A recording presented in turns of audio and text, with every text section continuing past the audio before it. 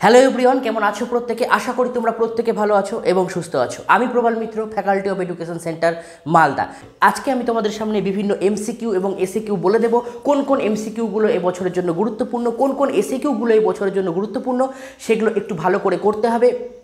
আমি সমস্তটাই তোমাদের বলে দেব, সেইভাবে কিন্তু তোমরা প্রিপারেশান নেবে। তাই অবশ্যই কিন্তু খাতা পেন নিয়ে বসবে এবং যখনই আমি প্রশ্ন বলবো, অর্থাৎ এই প্রশ্ন উত্তর পর্ব যখন চলবে, আমি চাইবো তোমরা এই কি বলবে, এই শুরু করার আগে, অর্থাৎ এই প্রশ্ন বলার সাথে সাথেই যেন তোমরা অ্যান্সারটা করে দিতে পারো, অর্থাৎ অপশান দেওয়ার আগেই যাতে তোমরা উত্তরগুলোকে করে দিতে পারো। তো চলো দেরি করব না, শুরু করছি আজকের রাষ্ট্রবিজ্ঞান শেষ মুহূর্তের প্রস্তুতির এমসিকিউ এসিকিউ সলভ।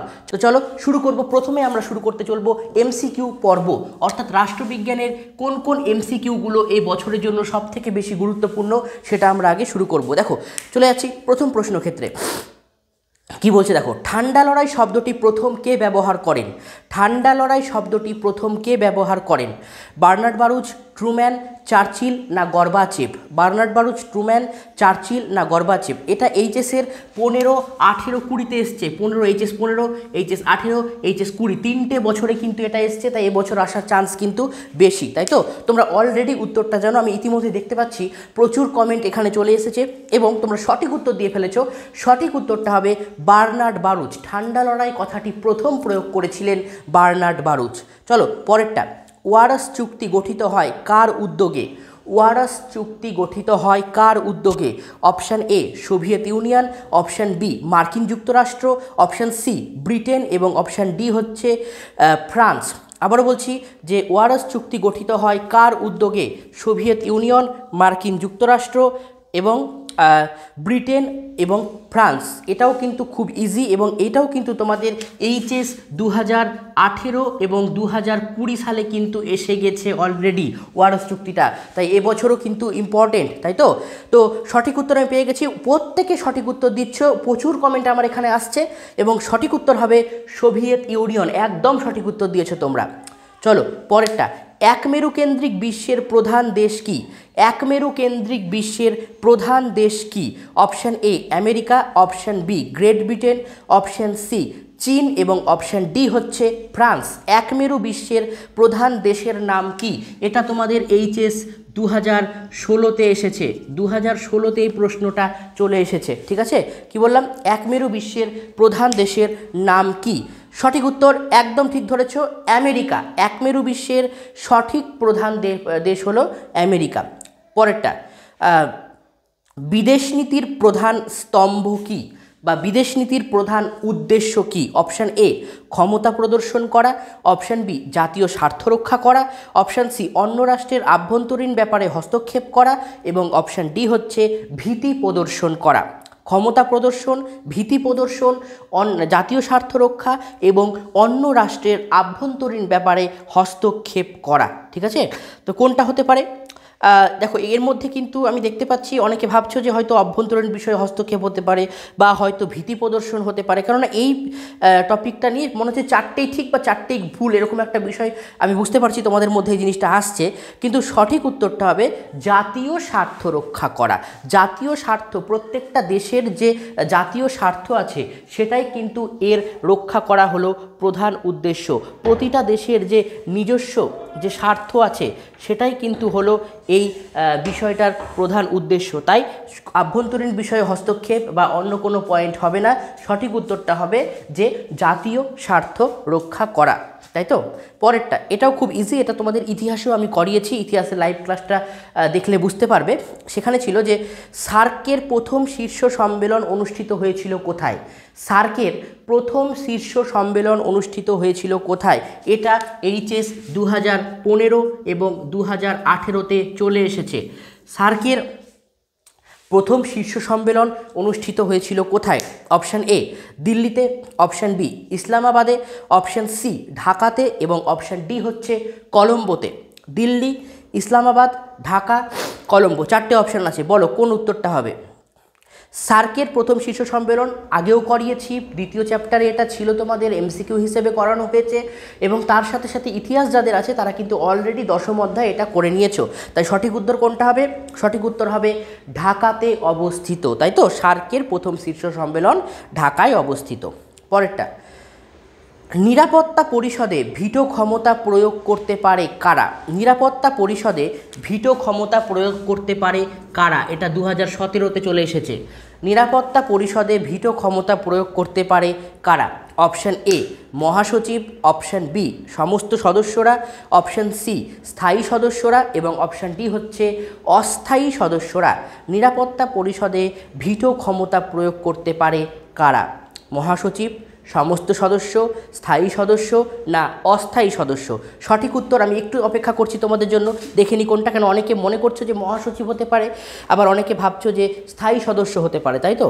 কিন্তু এই কথাটা জেনে রাখবে যে তোমাদের এটার উপর কনসেপ্ট ক্লাস অলরেডি দেওয়া হয়েছে, এবং কনসেপ্ট ক্লাসে এটা বলা হয়েছে যে নিরাপত্তা পরিষদে ভিটো ক্ষমতা প্রয়োগ করে স্থায়ী সদস্যরা। যারা যারা স্থায়ী সদস্য দিয়েছো তারা একদম সঠিক উত্তর দিয়ে ফেলেছো, স্থায়ী সদস্য হবে এর সঠিক উত্তর।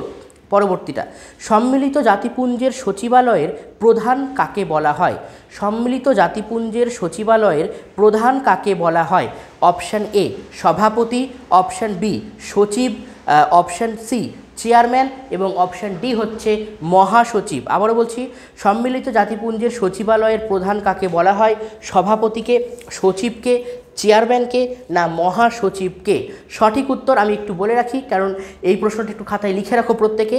এটা হবে সম্মিলিত জাতিপুঞ্জের সচিবালয়ের প্রধান বলা হয় মহাসচিবকে। ঠিক আছে, পরেরটা দেখো কি বলছে।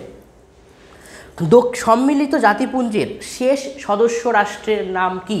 সম্মিলিত জাতিপুঞ্জের শেষ সদস্য রাষ্ট্রের নাম কি? অপশান এ তুরস্ক, option B Vatican City, option C দক্ষিণ কোরিয়া এবং অপশান ডি হচ্ছে দক্ষিণ সুদান। সম্মিলিত জাতিপুঞ্জের শেষ সদস্য রাষ্ট্রের নাম কি? তুরস্ক এটা হবে না, ভ্যাটিকান সিটি কখনোই হবে না, দক্ষিণ কোরিয়া একদম হবে না। তাহলে সঠিক উত্তরটা হচ্ছে দক্ষিণ সুদান। তার মানে সম্মিলিত জাতিপুঞ্জের শেষ সদস্য রাষ্ট্র দক্ষিণ সুদান। পরেরটা, ভারতের নিয়মতান্ত্রিক শাসক কাকে বলা হয়? ভারতের নিয়মতান্ত্রিক শাসক কাকে বলা হয়? অপশান এ রাষ্ট্রপতি, অপশান বি প্রধানমন্ত্রী, অপশান সি স্পিকার এবং অপশান ডি হচ্ছে সুপ্রিম কোর্টের প্রধান বিচারপতি। রাষ্ট্রপতি, প্রধানমন্ত্রী, স্পিকার না সুপ্রিম কোর্টের প্রধান বিচারপতি? ভারতের নিয়মতান্ত্রিক শাসক, নিয়ম মেনে যে শাসন পরিচালনা করে, সেটা কে? এটা সঠিক উত্তর হবে রাষ্ট্রপতি। ভেরি গুড, তোমরা অনেকেই আছো যারা কিন্তু রাষ্ট্রপতি অলরেডি বলে দিয়েছো, তাই তাদের জন্য একটা জোরে হাততালি। তোমরা প্রত্যেকে সঠিক উত্তর দিয়েছো যে ভারতের নিয়মতান্ত্রিক শাসক কিন্তু রাষ্ট্রপতিকেই আমরা কিন্তু মেনে চলি, তাই তো? তারপরে, মুখ্যমন্ত্রীকে কে নিয়োগ করেন? মুখ্যমন্ত্রীকে কে নিয়োগ করেন? 12 নম্বর প্রশ্নটা, মুখ্যমন্ত্রীকে কে নিয়োগ করেন? রাষ্ট্রপতি, রাজ্যপাল, প্রধানমন্ত্রী না বিধানসভার স্পিকার? মুখ্যমন্ত্রীকে কে নিয়োগ করেন? রাষ্ট্রপতি, রাজ্যপাল, প্রধানমন্ত্রী না বিধানসভার স্পিকার? এখানে বলে রাখি, রাষ্ট্রপতি হবে না, প্রধানমন্ত্রী কখনোই হবে না, বিধানসভার স্পিকার কখনোই হবে না। সঠিক উত্তরটা হবে রাজ্যপাল। মুখ্যমন্ত্রীকে রাজ্যপালই কিন্তু নিয়োগ করে থাকেন। পরেরটা, পার্লামেন্টে যৌথ অধিবেশনে কে সভাপতিত্ব করেন? এইচএস 2022 পার্লামেন্টের যৌথ অধিবেশনে কে সভাপতিত্ব করেন? 4টে অপশান, এইচএস 2022-এ কিন্তু এটা অলরেডি চলে এসেছে। পার্লামেন্টে যৌথ অধিবেশনে সভাপতিত্ব করেন হচ্ছে 4টে অপশান, প্রধানমন্ত্রী, উপরাষ্ট্রপতি, স্পিকার না রাজ্যপাল? পার্লামেন্টের যৌথ অধিবেশনে কে সভাপতিত্ব করেন? উপরাষ্ট্রপতি, স্পিকার, প্রধানমন্ত্রী না রাজ্যপাল? কোন অপশানটা হবে বা কোন অপশানটা আমরা বেছে নেব বলো?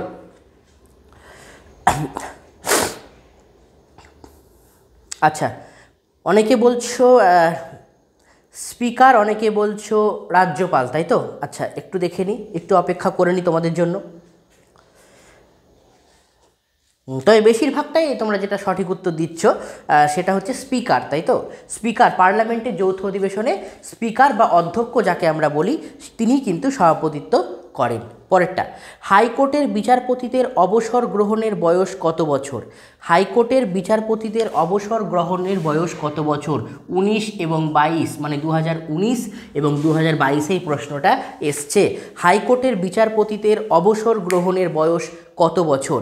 অপশান এ 65 বছর, অপশান বি 60 বছর, অপশান সি 62 বছর এবং অপশান ডি হচ্ছে 70 বছর। 65, 60, 62 না 70? ঠিক আছে, হাইকোর্টের বিচারপতিদের অবসর গ্রহণের সঠিক বয়সটা হচ্ছে 62, 62 বছর, বর্তমানে 62 বছর। পরেরটা, আচ্ছা, ভারতের বিচার ব্যবস্থার বিরোধ নিষ্পত্তির অভিনব প্রতিষ্ঠানটির নাম কি?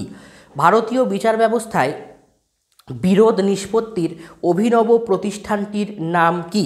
Option A Supreme Court, option B high court, option C জেলা আদালত এবং অপশান ডি হচ্ছে লোক আদালত। সুপ্রিম কোর্ট, হাইকোর্ট, জেলা আদালত না লোক আদালত? আমি তোমাদের আগেও লোক আদালতটা পড়িয়েছি এবং লোক আদালতটা কিন্তু এই বছরের বড় প্রশ্নের জন্য সব থেকে গুরুত্বপূর্ণ, তাই লোক আদালতে অবশ্যই স্টার দিয়ে রাখবে এবং লোক আদালতের অলরেডি ভিডিও ক্লাস কিন্তু তোমাদের পোস্ট করা হয়ে গেছে।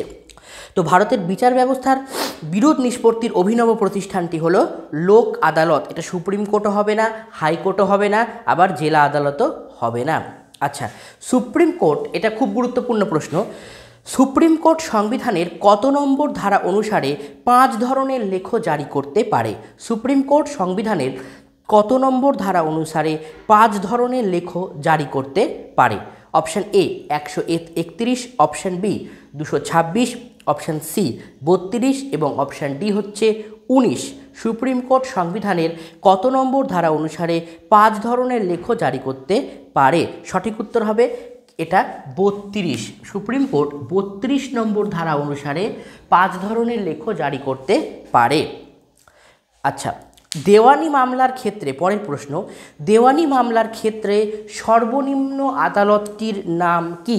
দেওয়ানি মামলার ক্ষেত্রে সর্বনিম্ন আদালতটির নাম কি? অপশান এ মুনসেফ আদালত, অপশান বি দায়রা আদালত, অপশান সি মহকুমা আদালত, অপশান ডি ন্যায় পঞ্চায়েত। কি বললাম? মুনসেফ আদালত, দায়রা আদালত, মহকুমা আদালত এবং অপশান ডি হচ্ছে ন্যায় পঞ্চায়েত। ঠিক আছে, সঠিক উত্তরটা হবে দেওয়ানি মামলার ক্ষেত্রে সর্বনিম্ন আদালতটির নাম হলো ন্যায় পঞ্চায়েত। ঠিক আছে, পরেরটা, জনস্বার্থ মামলা বিষয়ক মামলা প্রবর্তন করেন কে? জনস্বার্থ বিষয়ক মামলা প্রবর্তন করেন কে? ঠিক আছে, এটা আমি তোমাদের বিচার বিভাগীয় সক্রিয়তা যখন বুঝিয়েছিলাম তখন বিচার বিভাগীয় সক্রিয়তাতে এটা কিন্তু খুব ভালো করে, বড় প্রশ্নের ক্ষেত্রে খুব ভালো করে এটা কিন্তু দেওয়া ছিল, তাই তো? তো বলছে জনস্বার্থ বিষয়ক মামলার প্রবর্তন করেন কে? Option A JC. Shah, option B PN. Bhagwati, option C GB. Pattanaik এবং অপশান ডি হচ্ছে Lalit Mohan Sharma. JC. Shah, PN. Bhagwati, JB. Pattanaik এবং ললিত মোহন শর্মা। সঠিক উত্তরটা হবে পি.এন. ভগবতী। সঠিক উত্তর কি বললাম? পি.এন. ভগবতী। পরেরটা, আইনগত পরিষেবা কর্তৃক আইন প্রণয়ন হয় কত সালে? আইনগত পরিষেবা কর্তৃক আইন প্রণয়ন হয় কত সালে? Option A 2006, option B 1985, option C 2003 এবং অপশান ডি হচ্ছে 1987। 19 একটা 85, একটা 1987, একটা 2003 আর একটা হচ্ছে 2006। কোনটা নেব? আইনগত পরিষেবা কর্তৃক আইন প্রণীত হয়, সঠিক উত্তরটা হবে 1987 সালে। ঠিক আছে, এটা 2006ও হবে না, 2003ও হবে না। ঠিক আছে, পরেরটা, জেলা পরিষদের প্রশাসনিক প্রধান কে? জেলা পরিষদের প্রশাসনিক প্রধান কাকে বলা হয়? অপশান এ সভাপতিকে, অপশান বি সভাধিপতিকে, অপশান সি প্রধানকে এবং অপশান ডি হচ্ছে কোনোটি নয়। সভাপতি, সভাধিপতি, প্রধান বা কোনোটি নয়। বলে রাখি এই প্রশ্নটা তোমাদের এইচএস 2023 এই প্রশ্নটা এসেছিল, তাই তো? তো জেলা পরিষদের প্রশাসনিক প্রধান হলেন সভাধিপতি। কী হবে? সভাধিপতি। পরেরটা, কলকাতা কর্পোরেশনের প্রধানকে কি বলা হয়? কলকাতা কর্পোরেশনের প্রধানকে আমরা কি বলে থাকি? Option A chairman, option B হচ্ছে মেয়র, অপশান সি হচ্ছে কাউন্সিলর এবং অপশান ডি হচ্ছে পুর কমিশনার। কলকাতা কর্পোরেশনের প্রধানকে আমরা কি বলে থাকি? চেয়ারম্যান, মেয়র, কাউন্সিলর না পুর কমিশনার? সঠিক উত্তরটা আমরা আগেও বলেছি, তোমাদের টেস্ট পেপারও অলরেডি সলভ করানো হয়েছে। সঠিক উত্তরটা হবে মেয়র। মেয়র হচ্ছে এখানকার সঠিক উত্তর, তাই এই সঠিক উত্তরটা মেয়রে তোমরা কিন্তু চিহ্নিত করবে। আচ্ছা, অনেকে আমাকে অলরেডি SMS করছো যে ক্লাস কবে থেকে শুরু হবে, নিউ ক্লাস মানে তোমাদের নতুন বছরের ক্লাস কবে থেকে শুরু হচ্ছে। যারা যারা 11-এ উঠছো, আবার যারা যারা 11-এর পরীক্ষা দিচ্ছ, তারা আমাকে অলরেডি এই কোশ্চেনটা করেছো। তো চলো এটা একটু দেখিয়ে দিই তোমাদের যে কবে থেকে আমাদের ক্লাস শুরু হচ্ছে। আমাদের ক্লাস 11-এর ক্লাস আমাদের শুরু হচ্ছে, তোমাদের অলরেডি শুরু হয়ে গেছে মার্চের 4 তারিখ থেকে। মার্চের 4 তারিখ থেকে 11-এর ক্লাস অলরেডি স্টার্ট হয়ে গেছে। আর ক্লাস 12-এর কথা যদি আমি বলি, তাহলে ক্লাস 12 শুরু হচ্ছে এপ্রিলের 2 তারিখ থেকে। এপ্রিলের 2 তারিখ থেকে ক্লাস 12-এর ক্লাস শুরু হচ্ছে। 11-এর ক্লাস কিন্তু মার্চের 4 তারিখ থেকে শুরু হচ্ছে। অনলাইন এবং অফলাইন বোথ কিন্তু স্টার্ট হয়ে যাচ্ছে। কিভাবে ক্লাস হবে? গুগল মিটে তোমাদের ক্লাস হচ্ছে, ডাউট ক্লিয়ারিং ক্লাস হচ্ছে, তার সাথে তোমাদের A+ কোয়ালিটির নোটস দেওয়া হচ্ছে এবং তার সাথে তোমাদের ভিডিও ক্লাস দেওয়া হচ্ছে এবং সাথে সাথে কিছু সমস্ত ডাউট ক্লিয়ার করা হচ্ছে। এগুলো সুযোগ সুবিধা তোমরা এখানে পাচ্ছ। এবং এই কথাটা তোমাদের একটু জানিয়ে রাখি যে তোমরা যারা যারা আমাদের এখানে অ্যাডমিশন নিতে চাও বা আমাদের এই এডুকেশন সেন্টারের পরিবারের সাথে তোমরা যারা যারা যুক্ত হতে চাও, তারা আমাদেরকে হোয়াটসঅ্যাপ করতে পারো। হোয়াটসঅ্যাপ কী করবে? 8509456622 এই নাম্বারে। কি বললাম? 8509456622 এই নাম্বারে তোমরা আমাদেরকে হোয়াটসঅ্যাপ করতে পারো। এছাড়াও কল করতে পারো আমাদেরকে 9046025267। আবারও বলছি 9046025267 এই নাম্বারে তোমরা আমাদেরকে কল করতে পারো। ঠিক আছে, তোমাদের ডিটেলস সমস্ত কিছু ওখানে বলে দেওয়া হবে এবং তোমরা এখানে কোন কোন বিষয়গুলি পড়ার সুযোগ পাচ্ছ সেটাও কিন্তু বলে দেওয়া হয়েছে। বাংলা, এডুকেশন, সমাজতত্ত্ব, ইতিহাস, রাষ্ট্রবিজ্ঞান, ভূগোল, দর্শন, সংস্কৃত এবং পরিবেশবিদ্যার মতো ক্লাসগুলো, এই সাবজেক্টগুলো তোমরা এখানে পেয়ে যাচ্ছ। এমনিতেও হোয়াটসঅ্যাপ নাম্বারটা কিন্তু আমাদের এখানে লেখা হয়ে গেছে। তাহলে ক্লাস 11 মার্চের 4 এবং ক্লাস 12 হচ্ছে এপ্রিলের 2। ঠিক আছে, অলরেডি কিন্তু 11টা স্টার্ট হয়ে গেছে। তো চলো চলে যাব পরবর্তী প্রশ্নতে। এইভাবে তোমরা যেভাবে উত্তরগুলো দিচ্ছ সেইভাবেই কিন্তু তোমরা পরের অ্যান্সারগুলোকে কিন্তু দেবে। ঠিক আছে, খুবই ইজি, খুবই সোজা। কেন? তোমাদের সারা বছরের প্রস্তুতি আমি দেখেছি, সারা বছরে তোমরা কঠোর পরিশ্রম করেছো এবং এই কঠোর পরিশ্রমের ফল তোমরা পেতে চলেছো রেজাল্টের দিন। তাই পরীক্ষাটা কিন্তু ভালো করে আমাদের দিতে হবে, কারণ আমাদের এই কথাটা মনে রাখতে হবে যে আমাদের 40 মার্কের কিন্তু MCQ SAQ থাকছে। কি বললাম? 40 মার্কের MCQ SAQ থাকছে এবং বাদবাকি যে 40 মার্কটা থাকছে সেখানে আমাদের বট প্রশ্ন কিন্তু থাকছে। তাই 40-এ 40 যদি আমরা অলরেডি পেয়ে যাই, অর্থাৎ MCQ এবং SAQ এই দুটো বিষয় যদি আমরা একদম ঠিকঠাক উত্তর দিতে পেরে যাই, তাহলে বড় প্রশ্ন ক্ষেত্রেও কিন্তু আমাদের অনেকটা সুবিধা হয়ে যাবে। তাহলে আমি যদি 40-এ 40 পাই, প্রজেক্টে যদি আমাকে 18 করেও দেয়, ধরলাম আমি 20 দিল না, 18 করে দিল, 2 নম্বর কেটেও নিল, হতে পারে। এবার বট প্রশ্নের ক্ষেত্রে আমাকে যদি 40-এ যদি আমি 32 বা 33ও যদি পেয়ে যাই, ঠিক আছে, 32 বা 33 নম্বরও যদি পেয়ে যাই, তাহলেও কিন্তু আমরা কি পাচ্ছি? 80+ মার্কস পাচ্ছি। 80+ মার্কস পাচ্ছি, অর্থাৎ 80+ মানে হচ্ছে লেটার মার্কস কিন্তু আমরা পেয়ে যাচ্ছি। তার সাথে সাথে আমরা চেষ্টা করব অলরেডি 99 পাওয়ার চেষ্টা করব। 100-এ 100 তো অলরেডি পাচ্ছে ছেলেমেয়েরা। প্রতি বছর আমাদের এখানে পল সায়েন্সেও 100-এ 100 পাচ্ছে, ইতিহাসেও পাচ্ছে, এডুকেশনও পাচ্ছে, জিওগ্রাফিতে পাচ্ছে, ইংলিশে পাচ্ছে এবং তার সাথে বাংলাতেও পাচ্ছে। কিন্তু আমাদের টার্গেট কিন্তু ধরে রাখতে হবে 100-তে 100। আমরা 100-তে 100 তুলে দেখাবো, কারণ 100-তে 100 পাওয়া কিন্তু সম্ভব। রাষ্ট্রবিজ্ঞানেও 100-তে 100 পাওয়া যায়। একটু পরিশ্রম দরকার, একটু কঠোরতা দরকার এবং তার সাথে অধিক মনোযোগ আর ধৈর্য।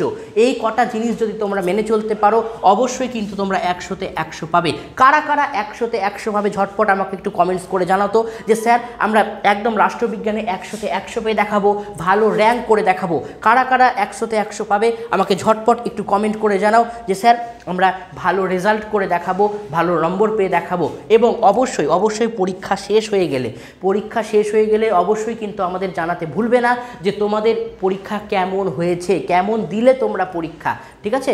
এগুলো আমি সব ডিটেলসে বলে দেবো। থাকো আমাদের সাথে ক্লাসে, আরও নিত্য নতুন প্রশ্ন আমরা করব, নিত্য নতুন আলোচনা আমরা করব, যেগুলো তোমাদের খুব ভালো লাগবে। এবং অবশ্যই খাতা পেন নিয়ে কিন্তু বসবে, কারণ কিছু কিছু উত্তর হয়তো তোমাদের নাও জানা থাকতে পারে, তাহলে সেই উত্তরগুলো তোমরা কিন্তু এখানে জেনে নিতে পারবে। তো চলো পরেরটা কি বলছে যে জেলা, আচ্ছা এটা বলে দিয়েছি।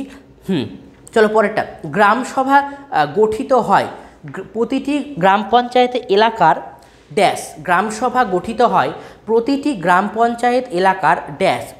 অপশান এ সমস্ত মহিলাকে নিয়ে, অপশান বি সমস্ত ভোটারকে নিয়ে, অপশান সি সমস্ত নির্বাচিত সদস্যকে নিয়ে, এবং অপশান ডি হচ্ছে সমস্ত পুরুষদেরকে নিয়ে। ঠিক আছে? গ্রামসভা কিভাবে গঠিত হয়? মহিলাদেরকে নিয়ে, পুরুষদেরকে নিয়ে, নির্বাচিত সদস্যকে নিয়ে, না সমস্ত ভোটারদের নিয়ে? দেখো, শুধুমাত্র মহিলাদের নিয়ে গ্রামসভা গঠন হয় না, শুধুমাত্র পুরুষদের নিয়েও গ্রামসভা গঠন হয় না, আবার শুধুমাত্র যারা নির্বাচিত সদস্য মানে যারা ভোটে দাঁড়িয়েছে তারা শুধুমাত্র তাদেরকে নিয়েও কিন্তু গ্রামসভা গঠিত হয় না। তাহলে সঠিক উত্তরটা কী হবে? সমস্ত ভোটারদের নিয়ে, সমস্ত ভোটারদের ছাড়া কিন্তু গ্রামসভা কখনোই গঠিত হতে পারে না। পরেরটা, কর্পোরেশনের আমলাতান্ত্রিক প্রধান কে? এটা কিন্তু তোমাদের এইচএস 2017-তে এসেছে।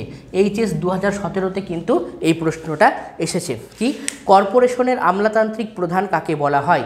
Option A mayor, option B deputy mayor, option C commissioner, এবং অপশান ডি হচ্ছে কাউন্সিলর। কর্পোরেশনের আমলাতান্ত্রিক প্রধান আমরা কাকে বলছি? মেয়রকে বলছি, ডেপুটি মেয়রকে বলছি, কমিশনারকে বলছি, না কাউন্সিলরকে বলছি? সঠিক উত্তর হবে কমিশনারকে বলছি। কর্পোরেশনের আমলাতান্ত্রিক প্রধান হচ্ছে কমিশনার। ঠিক আছে, চলো চলে আসছি পরের প্রশ্নতে।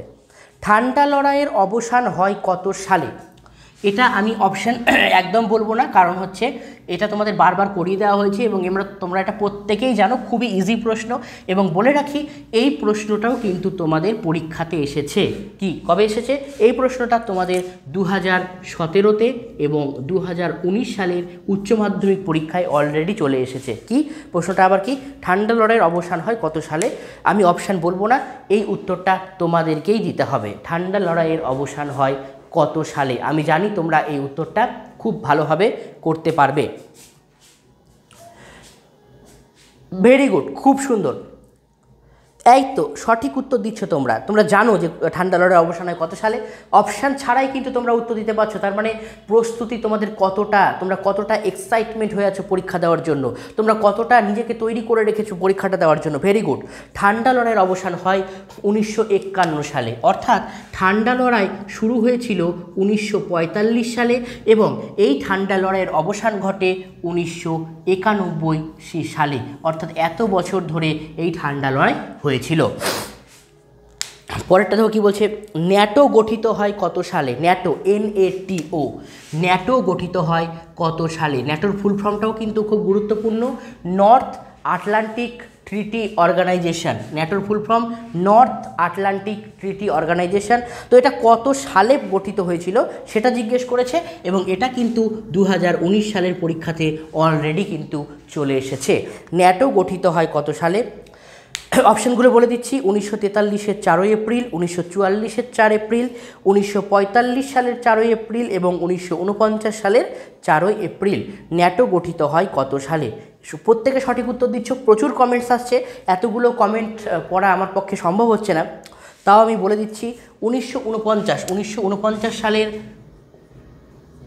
4 এপ্রিল ন্যাটো প্রতিষ্ঠিত হয়েছিল। 1949 সালের 4 এপ্রিল ন্যাটো প্রতিষ্ঠিত হয়েছিল। পরেরটা, দাতাত শব্দটির অর্থ কী? দাতাত শব্দটির অর্থ কী?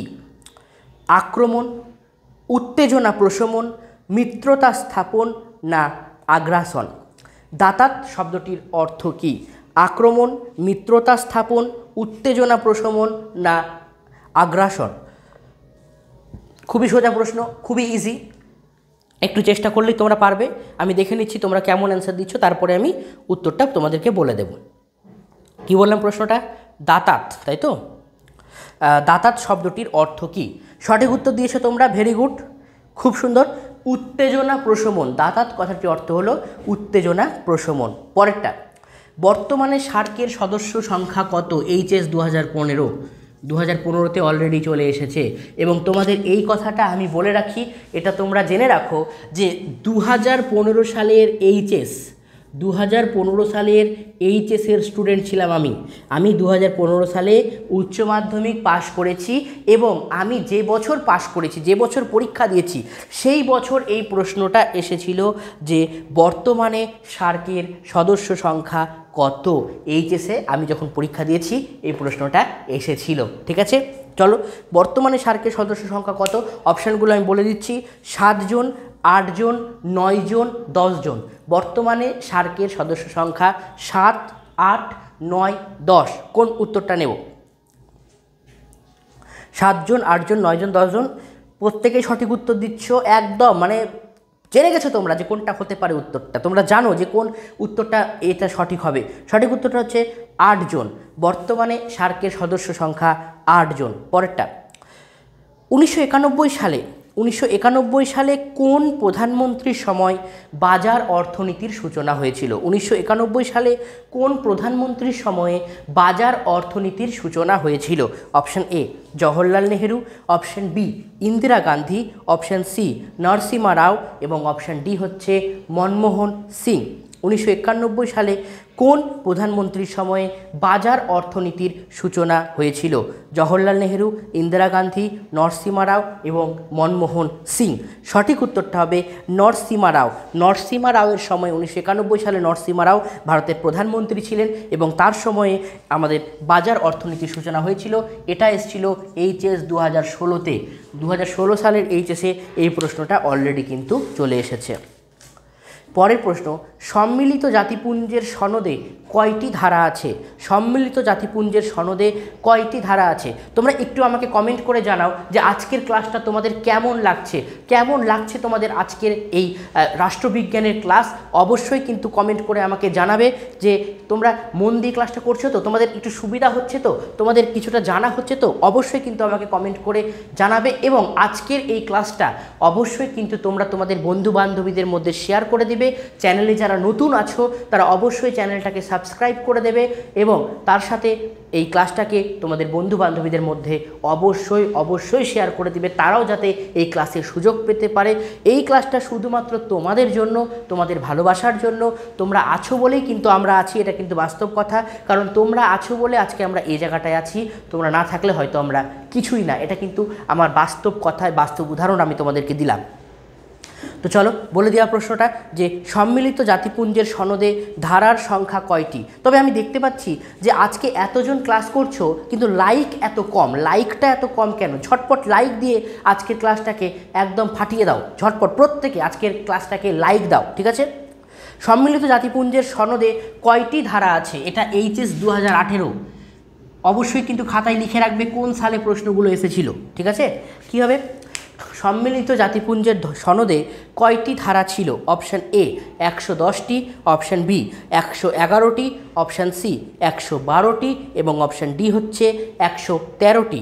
সম্মিলিত জাতিপুঞ্জের সনদে কয়টি ধারা? এটা তোমাদের ভিডিও ক্লাসে অলরেডি কিন্তু আলোচনা করে দেওয়া হয়েছে। যখন তোমাদের চ্যাপ্টার কনসেপ্ট দেওয়া হয়েছিল সেখানে কিন্তু অলরেডি এটা কিন্তু বলে দেওয়া আছে। সম্মিলিত জাতিপুঞ্জের সনদে ধারার সংখ্যা হচ্ছে 111টি। মাথায় রাখবে, সম্মিলিত জাতিপুঞ্জের সনদে ধারার সংখ্যা 111টি। আচ্ছা, পরেরটা, সাধারণ সভাকে বিশ্ব নাগরিক সভা কে বলেছেন? সাধারণ সভাকে বিশ্ব নাগরিক সভা কে বলেছেন? অপশান এ অধ্যাপক নিকোলাস, অপশান বি অধ্যাপক গেটেল, অপশান সি অধ্যাপক ফ্রাঙ্কেল এবং অপশান ডি হচ্ছে অধ্যাপক মর্গেনথাউ। অধ্যাপক নিকোলাস, অধ্যাপক গেটেল, অধ্যাপক ফ্রাঙ্কেল এবং অধ্যাপক মর্গেনথাউ। সঠিক উত্তর তোমরা অলরেডি দিতে শুরু করেছো। একটু দেখে নিই, তারপরে আমি উত্তরটা দিচ্ছি। তোমাদের কমেন্টসগুলো একটু চেক করে নিই, তারপরেই অ্যান্সারটা আমি দেব।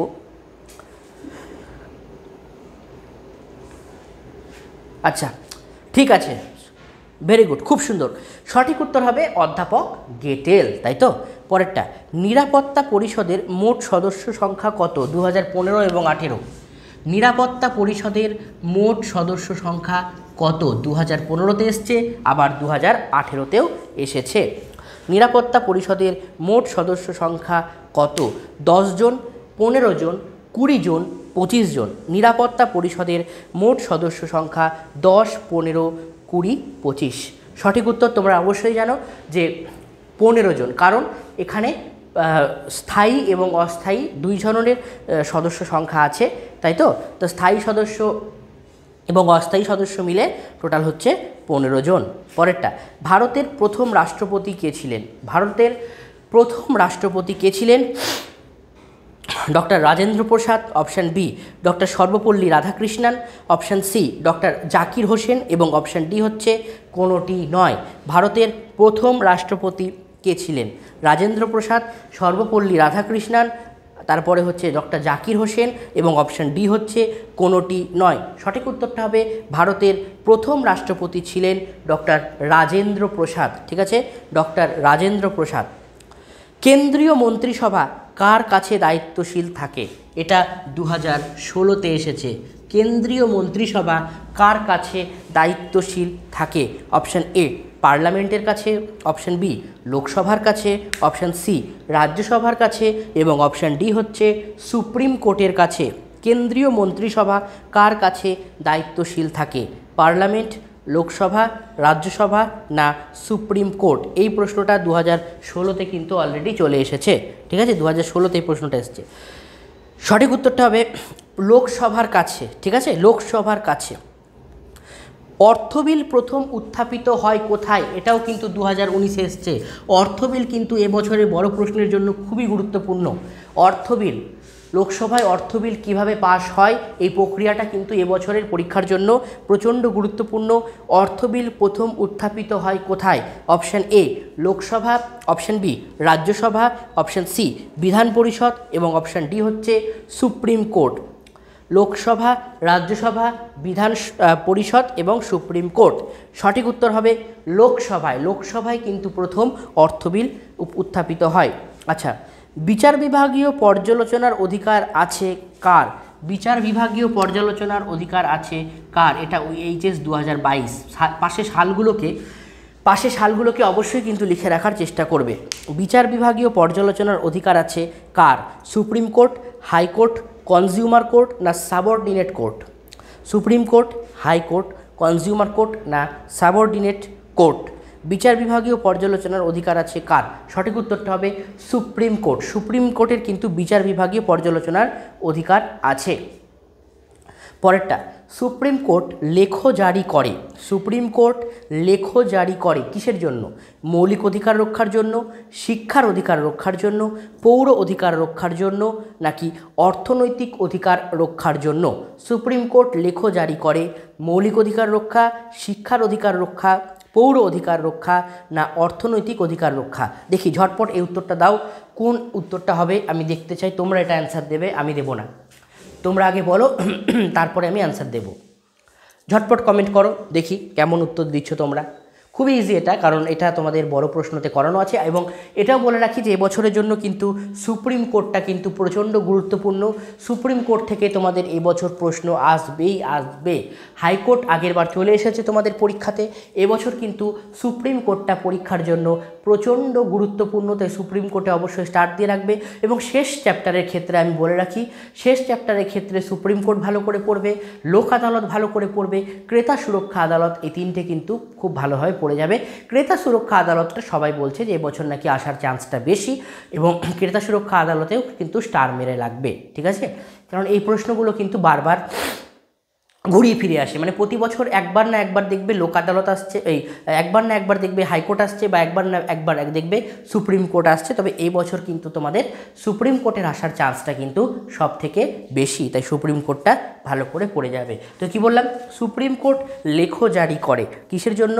মৌলিক অধিকার রক্ষার জন্য, শিক্ষার অধিকার, পৌর অধিকার না অর্থনৈতিক অধিকার? অলরেডি তোমরা অ্যান্সার দিয়ে দিয়েছো। সঠিক উত্তরটা হবে মৌলিক অধিকার রক্ষার জন্য। মৌলিক অধিকার রক্ষার জন্য সুপ্রিম কোর্ট লেখ জারি করে। পরেরটা, পশ্চিমবঙ্গে প্রথম লোক আদালত গঠিত হয় কত সালে? এইচএস 2018, এই যে 18 লেখা আছে, এইচএস 2018-তে এসেছিল। কি এটা? পশ্চিমবঙ্গে প্রথম লোক আদালত। আমি কি বললাম একটু আগে যে লোক আদালতও কিন্তু এই বছরের জন্য প্রচণ্ড গুরুত্বপূর্ণ, এটা একটু ভালো করে দেখে যাবে। কি বলছে? লোক আদালত গঠিত হয় 1986, 1987, 2003 না 2005? 1986, 87, 2003 না 2005? প্রথম লোক আদালত গঠিত হয় কত সালে? বড় প্রশ্নতে করিয়েছি 1987। 1987-এ প্রথম কিন্তু লোক আদালত গঠিত হয়েছিল।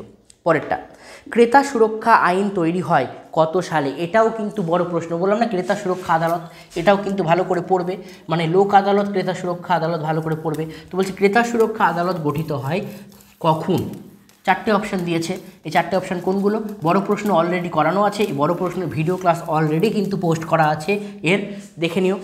তো বলছে ক্রেতা সুরক্ষা আইন তৈরি হয়, এটা 2019, 2022 এই দুটো বছরে এসেছিল, এবং সালটা হচ্ছে 1985, 1986, 1987 না 1988? 85, 86, 87, 88 ক্রেতা সুরক্ষা আইন তৈরি হয় 1986 সালে। চলো, সুপ্রিম কোর্টের বিচারপতিদের কে নিয়োগ করেন? সুপ্রিম কোর্টের বিচারপতিদের কে নিয়োগ করেন? অপশান এ রাষ্ট্রপতি, অপশান বি প্রধানমন্ত্রী, অপশান সি পার্লামেন্ট এবং অপশান ডি হচ্ছে আইনমন্ত্রী। সুপ্রিম কোর্টের বিচারপতিদের কে নিয়োগ করেন? রাষ্ট্রপতি, প্রধানমন্ত্রী, পার্লামেন্ট না আইনমন্ত্রী? সঠিক উত্তরটা হবে রাষ্ট্রপতি। সুপ্রিম কোর্টের বিচারপতিদের নিয়োগ করেন রাষ্ট্রপতি। গ্রাম পঞ্চায়েত সর্বাধিক কতজন সদস্য নিয়ে গঠিত হয়? গ্রাম পঞ্চায়েতে সর্বাধিক কতজন সদস্য নিয়ে একটি গ্রাম পঞ্চায়েত গঠিত হয়? অপশান এ 20, অপশান বি হচ্ছে সভাপতি, অপশান সি হচ্ছে 20, অপশান বি হচ্ছে 25, অপশান সি হচ্ছে 30 এবং অপশান ডি হচ্ছে 35। গ্রাম পঞ্চায়েত সর্বাধিক কতজন সদস্য নিয়ে গঠিত হয়? 20 জন, 25 জন, 30 জন না 35 জন? সঠিক উত্তরটা হবে 30 জন সভাপতি নিয়ে সদস্য নিয়ে গঠিত হয়। পরেরটা, গ্রাম পঞ্চায়েতের গ্রাম সমিতির সভা কে পরিচালনা পঞ্চায়েত সমিতির সভা কে পরিচালনা করে? 2019 থেকে 2022, 2019 এবং 22 এই 2 বছর এসছে। কি বলছে? পঞ্চায়েত সমিতির সভা কে পরিচালনা করেন? অপশান এ প্রধান, অপশান বি সভাপতি, অপশান সি সভাধিপতি এবং অপশান ডি হচ্ছে বিডিও।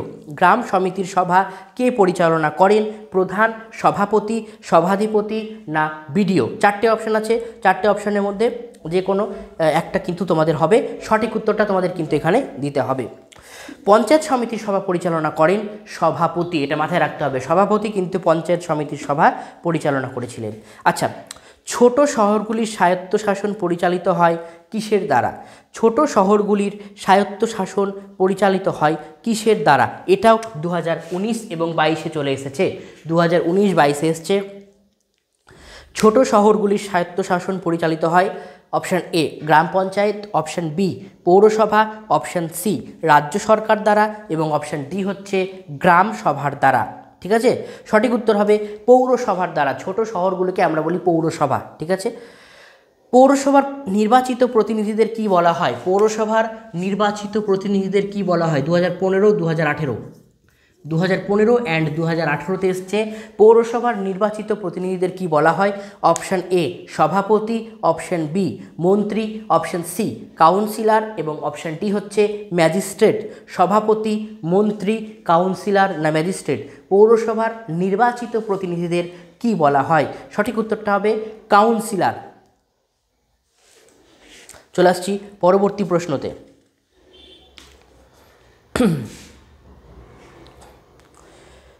আচ্ছা, ঠান্ডা যুদ্ধকে গরম শান্তি কে বলেছেন? এইচএস 2019। ঠান্ডা যুদ্ধকে গরম শান্তি কে বলেছেন? Option A Friedman, option B Raymond, option C Frankel এবং অপশান ডি হচ্ছে বার্নেট। ঠান্ডা যুদ্ধকে গরম শান্তি কে বলেছেন? ফ্রিডম্যান, রেমন্ড, ফ্রাঙ্কেল না বার্নেট? সঠিক উত্তর কোনটা হবে বলো? ফ্রিডম্যান, রেমন্ড, ফ্রাঙ্কেল না বার্নেট? সঠিক উত্তরটা হবে বার্নেট, কারণ ইতিমধ্যে তোমরা প্রত্যেকে কিন্তু সঠিক উত্তর দিয়ে ফেলেছো, তাই আমি দেরি করলাম না, আমিও তোমাদেরকে সঠিক উত্তরটা দিয়ে দিলাম। পরে ন্যাটোর পাল্টা জোট কি ছিল, মানে ন্যাটোর বিপরীতে কোন জোট গড়ে উঠেছিল? বলে রাখি ন্যাটো কিন্তু একটা আমেরিকান চুক্তি সংস্থা, কিন্তু তার বিপরীতে মানে সোভিয়েত রাশিয়ার ক্ষেত্রে কোন জোট গড়ে উঠেছিল? এটা হবে ওয়ারশ প্যাক্ট।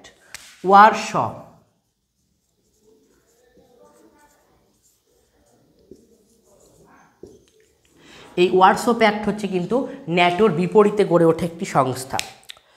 পরেরটা, সার্কের প্রধান রূপকার কে ছিলেন? সার্কের প্রধান রূপকার কে ছিলেন? Option A Sheikh Hasina, option B Rajiv Gandhi, option C Mujibur Rahman এবং অপশান ডি হচ্ছে জিয়াউর রহমান। সার্কের প্রধান রূপকার কে ছিলেন? সঠিক উত্তর হবে জিয়াউর রহমান। ঠিক আছে, পরেরটা, নিরাপত্তা পরিষদের অস্থায়ী সদস্যদের কার্যকালের মেয়াদ কত বছর? 2019 সালে এটা এসছে। নিরাপত্তা পরিষদের অস্থায়ী সদস্যদের কার্যকালের মেয়াদ কত বছর? 2 বছর, 3 বছর, 4 বছর, 5 বছর। এটা অলরেডি ভিডিও ক্লাসে তোমাদের পড়ে দেওয়া হয়েছে। নিরাপত্তা পরিষদের স্থায়ী সদস্যদের কার্যকালের মেয়াদ কত বছর? নিরাপত্তা পরিষদের অস্থায়ী সদস্যদের কার্যকালের মেয়াদ কিন্তু 2 বছর, মাত্র 2 বছর। ঠিক আছে, আচ্ছা, ইউএনও এর বর্তমান সদস্য সংখ্যা কত? ইউএনওর ফুল ফর্ম কি? United Nations Organisation. ইউএনওর full form United Nation Organisation, এবং এর বর্তমান সদস্য সংখ্যা কত? 200 জন, 201 জন, 193 জন না 190 জন? ইউএনওর বর্তমান সদস্য সংখ্যা 200, 201, তারপরে হচ্ছে 193 এবং 190। সঠিক উত্তর কোনটা হবে? ঝটপট বলো, আমি অপেক্ষা করছি তোমাদের উত্তরের জন্যে। আচ্ছা, সঠিক উত্তরটা হবে 193 জন। ইউএনওর বর্তমান সদস্য সংখ্যা 193। আন্তর্জাতিক আদালতের বিচারপতিদের কার্যকালের মেয়াদ কত বছর? এইচএস 2019। আন্তর্জাতিক বিচারপতিদের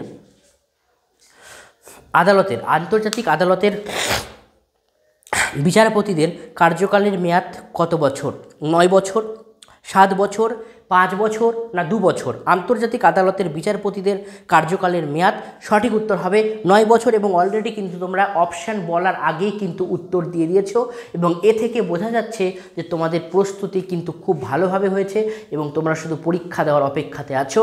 এবং অবশ্যই কিন্তু আজকের ক্লাসটাকে তোমরা তোমাদের বন্ধুবান্ধবীদের মধ্যে শেয়ার করে দিবে। আর যারা চ্যানেলে নতুন আছো তারা অবশ্যই কিন্তু চ্যানেলটাকে সাবস্ক্রাইব করে দেবে এবং বেল আইকন ক্লিক করে দেবে, যাতে নিত্য নতুন বিভিন্ন ভিডিওস তোমরা এখানে পেয়ে যেতে থাকো। অলরেডি তোমাদের আরও কিছু ক্লাস আসতে বাকি আছে। তোমাদের জিওগ্রাফি ক্লাস আসবে রিসেন্টলি, তারপরে তোমাদের আরও যে সমস্ত সাবজেক্টগুলো বাকি আছে সেই সমস্ত সাবজেক্টের ক্লাস তোমরা কিন্তু পেয়ে যাবে। ঠিক আছে, চলো পরেরটা কি বলছে। এককক্ষবাদের একজন সমর্থকের নাম লেখো। এইচএস 2020। এককক্ষবাদের একজন সমর্থকের নাম লেখো। সঠিক উত্তর হবে ল্যাস্কি। এককক্ষবাদের একজন সমর্থক হলেন ল্যাস্কি। ঠিক আছে, আরও হতে পারে। আচ্ছা, সরকারের কোন শাখা অর্ডিন্যান্স জারি করতে পারে? সরকারের কোন শাখা অর্ডিন্যান্স জারি করতে পারে? অপশান এ আইন বিভাগ, অপশান বি শাসন বিভাগ, অপশান সি বিচার বিভাগ এবং অপশান ডি হচ্ছে কোনোটি নয়। সঠিক উত্তরটা হবে শাসন বিভাগ অর্ডিন্যান্স জারি করতে পারে। ক্ষমতা স্বতন্ত্রীকরণ নীতির মুখ্য প্রবক্তাকে? এটার আমি অপশান বলবো না, এটা তোমাদেরকেই বলতে হবে। ক্ষমতা স্বতন্ত্রীকরণ নীতির মুখ্য প্রবক্তা আমরা কাকে বলি? ঠিক আছে, 4টে অপশান আছে, এটা খুবই ইজি এবং এই প্রশ্নটা 2016 এইচএস 2016তে চলে এসেছে। ক্ষমতা স্বতন্ত্রীকরণ নীতির মুখ্য প্রবক্তা হিসেবে আমরা কাকে বিবেচনা করে রাখি?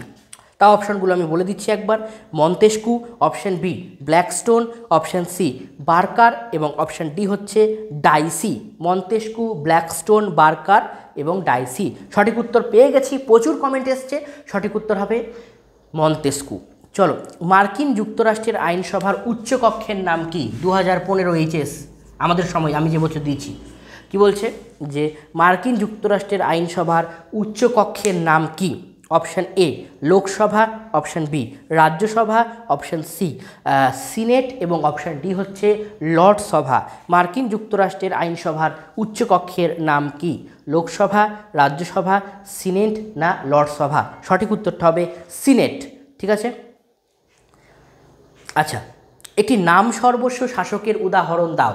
একটি নাম সর্বস্ব শাসকের উদাহরণ দাও। অবশ্যই কিন্তু খাতা পেন নিয়ে বসবে, যেগুলো বলছি সাথে সাথে লিখে নিতে হবে এবং তার সাথে কোন সালে প্রশ্নগুলো এসেছে সেটাও কিন্তু তোমরা লিখে নেবে, তাহলে তোমাদের পড়তে সুবিধা হবে। ঠিক আছে। নাম সর্বস্ব শাসকের উদাহরণ দাও। অপশান এ প্রধানমন্ত্রী, অপশান বি ব্রিটেনের রাজা বা রানী, অপশান সি আমেরিকার রাষ্ট্রপতি এবং অপশান ডি হচ্ছে সুইজারল্যান্ডের যুক্তরাষ্ট্রীয় সরকার। নাম সর্বস্ব শাসকের উদাহরণ, সঠিক উত্তরটা হবে ব্রিটেনের রাজা এবং রানী। পরেরটা, ভারতের প্রতিরক্ষা বাহিনীর সর্বাধিনায়ক কে ছিলেন? ভারতের প্রতিরক্ষা বাহিনীর সর্বাধিনায়ক কে ছিলেন? অপশান এ প্রধানমন্ত্রী, অপশান বি রাষ্ট্রপতি, অপশান সি প্রতিরক্ষা মন্ত্রী এবং অপশান ডি হচ্ছে ব্রিগেডিয়ার জেনারেল। ভারতের প্রতিরক্ষা বাহিনীর সর্বাধিনায়ক সঠিক উত্তর হবে রাষ্ট্রপতি, কারণ ভারতের রাষ্ট্রপতিকে প্রতিরক্ষা বাহিনীর বিভিন্ন ক্ষেত্রের দায়িত্ব দেওয়া হয়েছে। আচ্ছা, রাজ্যসভার সর্বাধিক সদস্য সংখ্যা কত? এইচএস 2018 রাজ্যসভার সর্বাধিক সদস্য সংখ্যা কত? Option A 530, option B 250, option C 130, option D হচ্ছে 552। 130, 552, 250 এবং আরেকটা অপশান কি আছে? ওটা 530, তাই তো? সঠিক উত্তরটা হবে 250। সঠিক উত্তর হবে 250। পরেরটা, রাজ্যসভার সদস্যদের আচার আচরণ নিয়ন্ত্রণ করার দায়িত্ব কার? রাজ্যসভার সদস্যদের আচার আচরণ নিয়ন্ত্রণ করার দায়িত্ব কার? অপশান এ মুখ্যমন্ত্রী, option B marshal, option C speaker এবং অপশান ডি হচ্ছে যে দলের সদস্য সেই নেতার। আবার বলছি, মুখ্যমন্ত্রী, মার্শাল, স্পিকার না যে দলের সদস্য তার। সঠিক উত্তরটা হবে স্পিকারের। আচ্ছা, পৌরসভার সদস্য হতে গেলে কমপক্ষে প্রার্থীকে ন্যূনতম কত বছর বয়স্ক হতে হবে? কোনো ব্যক্তি যদি পৌরসভার সদস্য হয় তাকে সেই প্রার্থীকে কত বছর ন্যূনতম বয়স্ক হতে হবে?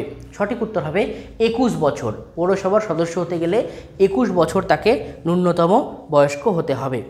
পরেরটা, গ্রাম পঞ্চায়েতের মহিলাদের জন্য সংরক্ষিত আছে মোট আসনের শতকরা কত ভাগ? গ্রাম পঞ্চায়েতের মহিলাদের জন্য সংরক্ষিত আছে মোট আসনের শতকরা কত ভাগ? সঠিক উত্তর হবে 50 ভাগ। ঠিক আছে। পরেরটা, গ্রাম পঞ্চায়েত ব্যবস্থার ড্যাশ স্তর হলো পঞ্চায়েত সমিতি। এইচএস 2018 কি বলছে?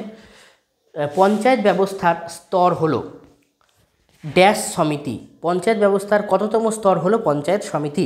সঠিক উত্তর হচ্ছে পঞ্চায়েত ব্যবস্থা দ্বিতীয় যে স্তরটা সেটাকে আমরা বলছি পঞ্চায়েত সমিতি। চলে আসছি পরের প্রশ্নতে।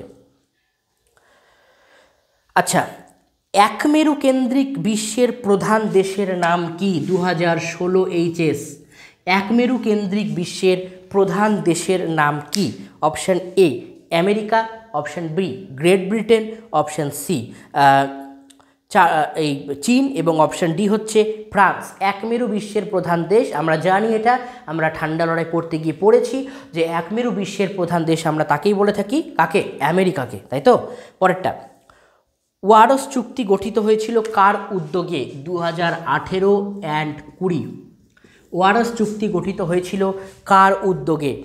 মার্কিন যুক্তরাষ্ট্র, গ্রেট ব্রিটেন, সোভিয়েত ইউনিয়ন না ভারত? ওয়ারস চুক্তি গঠিত হয়েছিল কার উদ্যোগে? আমরা একটু আগেই পড়লাম যে ওয়ারশো প্যাক্ট যেটা আমরা পড়লাম সেটা কার উদ্যোগে হয়েছিল? সোভিয়েত ইউনিয়নের উদ্যোগে হয়েছিল। তাই এখানেও সঠিক উত্তরটা কিন্তু সোভিয়েত ইউনিয়নই কিন্তু হবে। পরেরটা, আধুনিক পররাষ্ট্রনীতির জনককে? আধুনিক ভারতের ভারতের ক্ষেত্রে এটা যে আধুনিক ভারতের পররাষ্ট্রনীতির জনক আমরা কাকে বলে থাকি? ঠিক আছে, চলো কি বলছে? নেহেরুকে, ইন্দিরা গান্ধীকে, লাল বাহাদুর শাস্ত্রীকে, মোরারজি দেশাইকে আধুনিক ভারতের পররাষ্ট্রনীতির জনক আমরা বলে থাকি জওহরলাল নেহেরুকে। আচ্ছা,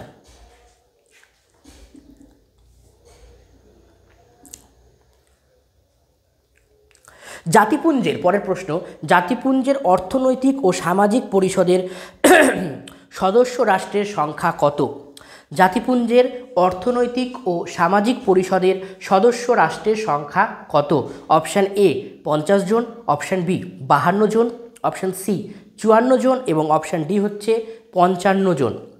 50, 52, 54, 55। সঠিক উত্তরটা হচ্ছে 54 জন। সঠিক উত্তর 54 জন হলো অর্থনৈতিক এবং সামাজিক পরিষদের সদস্য সংখ্যা। আচ্ছা, সবচেয়ে শক্তিশালী বিচার ব্যবস্থা রয়েছে কোথায়? সবচেয়ে শক্তিশালী বিচার ব্যবস্থা কোথায় অবস্থিত? ব্রিটেন, ভারত, চীন, মার্কিন যুক্তরাষ্ট্র। সবথেকে শক্তিশালী বিচার ব্যবস্থা কোথায় অবস্থিত? ব্রিটেন, ভারত, চীন না মার্কিন যুক্তরাষ্ট্র? কোন উত্তরটা নেব? দেখো, আমরা আগেও জানি, বর্তমানেও জানি যে সবথেকে শক্তিশালী রাষ্ট্র কোনটা, সেটা হচ্ছে মার্কিন যুক্তরাষ্ট্র, তাই তো? তাই এক্ষেত্রেও কিন্তু এটা মার্কিন যুক্তরাষ্ট্রই কিন্তু হবে। মার্কিন যুক্তরাষ্ট্র ছাড়া অন্য কিছু কিন্তু এটা হবে না। আচ্ছা, তারপরে কি বলছে? মার্কিন যুক্তরাষ্ট্রের আইনসভাকে কি বলা হয়? মার্কিন যুক্তরাষ্ট্রের আইনসভাকে কি বলা হয়? 2016-তে এসছে। মার্কিন যুক্তরাষ্ট্রের আইনসভাকে কি বলা হয়? 4টে অপশান: কংগ্রেস, ডুমা, পার্লামেন্ট, শোরা। অপশানগুলো ভালো করে শুনবে। কংগ্রেস, ডুমা, পার্লামেন্ট না শোরা? 4টে অপশান, ঠিক আছে? কোনটা নেব? সঠিক উত্তরটা হবে কংগ্রেস। আমি অলরেডি পেয়ে গেছি সঠিক উত্তর তোমাদের থেকে। আচ্ছা,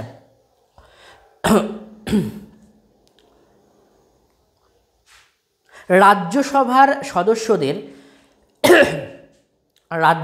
সদস্যদের কার্যকালের স্বাভাবিক সময়সীমা কত বছর? 2015 এবং 22, দুটো বছরই এসছে। কি বলছে? রাজ্যসভার সদস্যদের কার্যকালের স্বাভাবিক সময়সীমা কত বছর? রাজ্যসভার সদস্যদের কার্যকালের স্বাভাবিক সময়সীমা কত বছর? 4 বছর, 5 বছর, 6 বছর, 7 বছর। রাজ্যসভার সদস্যদের স্বাভাবিক কার্যকালের সময়সীমা হলো 6 বছর, ঠিক আছে? চলো, পশ্চিমবঙ্গের পৌর আইন প্রণীত হয় কত সালে? পশ্চিমবঙ্গে পৌর আইন প্রণীত হয় কত সালে? Option A 1992, option B 1993, option C 1994 এবং অপশান ডি 1995। এটাও কিন্তু 2016-তে এসেছে। সঠিক উত্তরটা 1993 সালে। আচ্ছা, গ্রাম পঞ্চায়েতের প্রথম সভাকে আহ্বান করেন 2018 এইচএস? গ্রাম পঞ্চায়েতের প্রথম সভা কে আহ্বান করেন, তাই তো?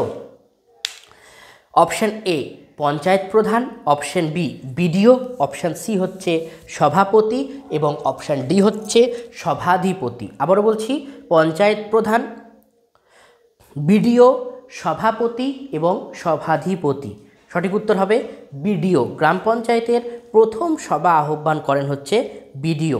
পরেরটা, পঞ্চায়েত সমিতি হলো পঞ্চায়েত রাজ ব্যবস্থার ড্যাশ স্তর? পঞ্চায়েত সমিতি হলো পঞ্চায়েত রাজ ব্যবস্থার ড্যাশ স্তর? অপশান এ প্রথম স্তর, অপশান বি দ্বিতীয় স্তর, অপশান সি তৃতীয় স্তর এবং অপশান ডি হচ্ছে চতুর্থ স্তর। এটাও কিন্তু এইচএস 2016-তে এবং এইচএস 2018-তে এসেছে, তাই এবারও কিন্তু আসার চান্স আছে। পঞ্চায়েত সমিতি হলো পঞ্চায়েত ব্যবস্থার দ্বিতীয় স্তর। আচ্ছা, চলে যাব পরের প্রশ্নতে। কিন্তু অলরেডি আমি কমেন্টস তোমাদের পাচ্ছি যে ক্লাসের ব্যাপারটা কবে থেকে আমাদের নিউ ক্লাস ওপেন হচ্ছে। তো আরেকবার আমি একটু বোর্ডে লিখে দিচ্ছি, কারণ আমি মিটিয়ে দিয়েছিলাম সেই জন্যে। তো ক্লাসের রিকোয়েস্ট আমার কাছে আসছে, অলরেডি প্রচুর SMS এসে গেছে হোয়াটসঅ্যাপে, তাই জন্য আমি তোমাদেরকে একটু বলে দিচ্ছি যে আমাদের ক্লাস 11 এবং ক্লাস 12, তাই তো? ক্লাস 11-এর ক্লাস কিন্তু 4 মার্চ থেকে শুরু হয়ে গেছে। ক্লাস 12-এর ক্লাস কিন্তু তোমাদের 2 এপ্রিল থেকে স্টার্ট হয়ে যাবে। অনলাইন, অফলাইন বোথ ক্লাস শুরু হচ্ছে 4 মার্চ থেকে।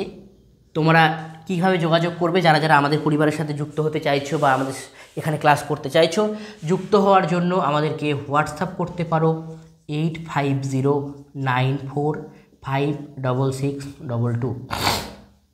নাম্বারটা এখানে দেওয়া আছে 8509456622।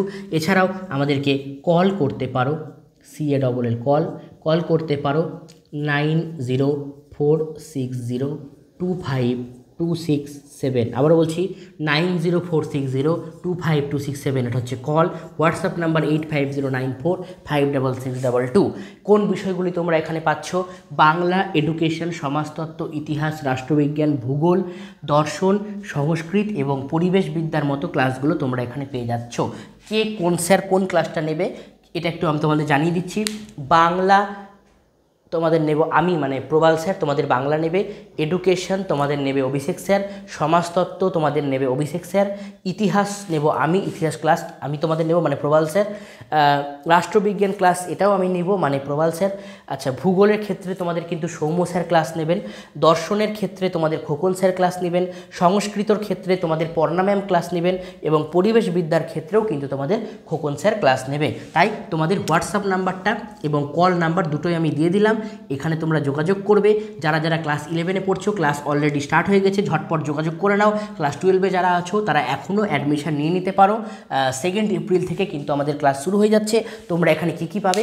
তোমরা এখানে পাবে হচ্ছে গুগল মিটে ডাউট ক্লিয়ারিং ক্লাস, A+ কোয়ালিটির নোটস এবং তার সাথে বিগত বছরের প্রশ্ন উত্তর সলভ এবং তার সাথে নতুনভাবে স্ট্র্যাটেজি, নতুন পড়ার স্ট্র্যাটেজি এবং তার সাথে লাইভ ক্লাস এবং ভিডিও ক্লাস তো অলরেডি থাকছে। এই সমস্ত জিনিসগুলো তোমরা এখানে পেয়ে যাচ্ছ, এই সমস্ত সুযোগ সুবিধা পাচ্ছ। তো ঝটপট যুক্ত হয়ে যাও আমাদের সাথে। যারা মালদা থেকে ক্লাস করছো তারা কিন্তু অফলাইনে আমাদের সাথে যোগাযোগ করতে পারো। সিঙ্গাতলাতে আমাদের সেন্টার, মালদার সিঙ্গাতলা আইডিয়াল বেকারি পাশে কেয়ার অ্যান্ড কিওরের ওষুধের দোকান, তার পাশের গলিতে আমরা পড়াচ্ছি অফলাইনের ক্ষেত্রে। অনলাইনে যারা আছো তারা কিন্তু ফোনের মাধ্যমে আমাদের এখানে যোগাযোগ করতে পারো। ঠিক আছে, চলে আসছি পরবর্তী প্রশ্নতে। কি বলছে? পরের প্রশ্ন কি বলছে? ঠান্ডা লড়াইয়ের প্রথম ঘোষণা কে করেছিলেন? ঠান্ডা লড়াইয়ের প্রাথমিক ঘোষণা কে করেছিলেন? Option A Churchill, option B Roosevelt, option C হচ্ছে ট্রুম্যান, অপশান ডি হচ্ছে Stalin. Churchill, Roosevelt, Truman, Stalin, ঠান্ডা লড়াইয়ের প্রাথমিক ঘোষণা কে করেছিলেন? সঠিক উত্তরটা হবে চার্চিল করেছিলেন প্রথম ঘোষণা। আচ্ছা, সিটিবিটি চুক্তি স্বাক্ষরিত হয় কত সালে? ঠিক আছে, 1992 সালে, 1996 সালে, 1971 সালে, 1972 সালে। 1992, 1996, 1971 এবং 1972 সিটিবিটি চুক্তি স্বাক্ষরিত হয় কত সালে? সঠিক উত্তরটা হবে 1996 সালে। আচ্ছা, পরেরটা, ভারত মার্কিন অসামরিক পরমাণু চুক্তিটির নাম কি? ভারত মার্কিন অসামরিক পরমাণু চুক্তিটির নাম কি? অপশান এ সেপ্টো চুক্তি, অপশান বি সিয়াটো চুক্তি, অপশান সি হচ্ছে 123 চুক্তি এবং অপশান ডি হচ্ছে ন্যাটো চুক্তি। ভারত মার্কিন অসামরিক পরমাণু চুক্তিটির নাম সেপ্টো, সিয়াটো, 123 এবং ন্যাটো। সঠিক উত্তরটা হবে 123 চুক্তি। এই পরের যে প্রশ্নটা আসছে সেটার আমি কখনোই তোমাদের অপশান বলবো না, তোমাদেরকে এটা বলতে হবে। সার্কের নবীনতম সদস্য রাষ্ট্রের নাম কি? সার্কের নবীনতম সদস্য রাষ্ট্রের নাম কি? এইটা আমি তোমাদের অপশান বলবো না, এটা তোমাদের নিজে থেকে বলতে হবে। এবং এটাও বলে রাখি, সার্ক থেকে তোমাদের কিন্তু শর্ট প্রশ্ন আসবে। সার্ক থেকে বিভিন্ন ধরনের প্রশ্ন আসতে পারে, যেমন কি যেমন তোমাদের আসতে পারে সার্কের সদস্য সংখ্যা কত, সার্কের নবীনতম সদস্য সংখ্যা কত, বা সার্কের লাস্ট যুক্ত হওয়া দেশটির নাম কি, বা এভাবে আসতে পারে সার্ক প্রতিষ্ঠিত হয় কত সালে, কত তারিখে প্রতিষ্ঠিত হয়, এভাবে আসতে পারে সার্কের সদর দপ্তর কোথায় অবস্থিত আসতে পারে, সার্কের প্রথম সম্মেলন কোথায় হয়েছিল এখান থেকে আসতে পারে। আরও কিন্তু বিভিন্ন প্রশ্ন এখান থেকে আসতে পারে। তাই সার্ক থেকে যথেষ্ট ভালো করে তোমরা কিন্তু প্রশ্ন উত্তর দেখে যাবে। সার্ক থেকে প্রশ্ন আসার চান্স সব থেকে বেশি। এবং যাদের হিস্ট্রি আছে তারা কিন্তু অবশ্যই, তাদেরকে বলেওছি অলরেডি যে তোমাদের সার্ক থেকে কিন্তু হিস্ট্রি থেকেও কিন্তু অনেক প্রশ্ন আছে এবং কিন্তু এসেছে, তাই তো? চলে যাচ্ছি পরের টপিকে। কি বলছে? আচ্ছা, যাওয়ার আগে বলে দিই, সার্কের নবীনতম সদস্য রাষ্ট্র তোমরা প্রত্যেকেই সঠিক উত্তর দিয়েছো। সঠিক উত্তরটা হবে আফগানিস্তান। ঠিক আছে, পরেরটা, আটলান্টিক সনদ স্বাক্ষরিত হয়েছে কত সালে? আটলান্টিক সনদ স্বাক্ষরিত হয়েছে কত সালে? Option A 1940, option B 1941, option C 1942 এবং অপশান ডি হচ্ছে 1946। আটলান্টিক সনদ স্বাক্ষরিত হয়েছে কত সালে? সঠিক উত্তরটা হবে 1941 সালে তোমাদের এটা স্বাক্ষরিত হয়েছিল। আচ্ছা, সার্বজনীন মানবাধিকার ঘোষণাপত্র গৃহীত হয়েছে কত সালে? সার্বজনীন মানবাধিকার ঘোষণাপত্র গৃহীত হয়েছে কত সালে? অপশান চারটে, 1948-এর 10ই ডিসেম্বর, 1950-এর 3 নভেম্বর, 1949-এর 4 এপ্রিল এবং 1945-এর 24শে অক্টোবর। 1948, 1950, 1949 না 1945? সঠিক উত্তরটা হবে 1948 সালের 10ই ডিসেম্বর। যারা যারা বুঝতে অসুবিধা হচ্ছে তারা ভিডিওটাকে একটু ব্যাক করে নিও, ব্যাক করে দিলে পুরোটা কিন্তু ক্লিয়ার হয়ে যাবে, ঠিক আছে? এবং অবশ্যই আমাকে একটু এখন কমেন্ট করে জানাও যে আজকের ক্লাস তোমাদের কেমন লাগছে। আমরা এখন এমসিকিউ সলভ করছি, এরপরে আমরা কিন্তু এসএকিউতে চলে যাব। তাই এমসিকিউ এর আমরা শেষ পর্যায়ে একদম চলে এসেছি এবং এরপরে আমরা এসএকিউতে ঢুকে যাব। তো সঠিক উত্তরটা হবে 1948 সালের 10ই ডিসেম্বর। পরেরটা, আন্তর্জাতিক বিচারালয় কোথায় অবস্থিত? আন্তর্জাতিক বিচারালয় কোথায় অবস্থিত? অপশান এ ফ্রান্সের তুলো শহরে, অপশান বি নেদারল্যান্ডের হেগ শহরে, অপশান সি সান ফ্রান্সিসকো শহরে এবং অপশান ডি হচ্ছে দিল্লিতে। আন্তর্জাতিক বিচারালয় অবস্থিত হচ্ছে নেদারল্যান্ডের হেগ শহরে, এটা মাথায় রাখতে হবে। আচ্ছা, রাজ্যপালের স্বেচ্ছাধীন ক্ষমতা উল্লেখ আছে ভারতীয় সংবিধানের কত নম্বর ধারাতে? ভারতের রাজ্যপালের স্বেচ্ছাধীন ক্ষমতার উল্লেখ আছে ভারতীয় সংবিধানের কত নম্বর ধারাতে? চারটে অপশান, 161-র 1 নম্বর ধারা, 162-র 1 নম্বর ধারা, 163-র 1 নম্বর ধারা এবং 167-র 1 নম্বর ধারা। 161-র 1, 162-র 1, 163-র 1 নাকি 167-র 1? সঠিক উত্তরটা হবে 163-র 1 নম্বর ধারাতে। কি বললাম? 163-র 1 নম্বর ধারাতে এটা হয়েছিল। পরেরটা, ভারতের বর্তমান উপরাষ্ট্রপতির নাম কি? ভারতের বর্তমান উপরাষ্ট্রপতির নাম কি? Option A Om Birla, option B Rajnath Singh, option C Jagdeep Dhankhar, option D হচ্ছে গোপাল কৃষ্ণ গান্ধী। ভারতের বর্তমান উপরাষ্ট্রপতি কে ছিলেন? সঠিক উত্তর হবে জগদীপ ধনকর। আচ্ছা, ভারতীয় সংসদে অনাস্থা প্রস্তাব আনা শুরু হয় কত সালে? ভারতীয় সংসদে অনাস্থা প্রস্তাব আনা শুরু হয় কত সালে? অপশান এ 1951 সালে, অপশান বি 1955 সালে, অপশান সি 1962 সালে এবং অপশান ডি হচ্ছে 1963 সালে।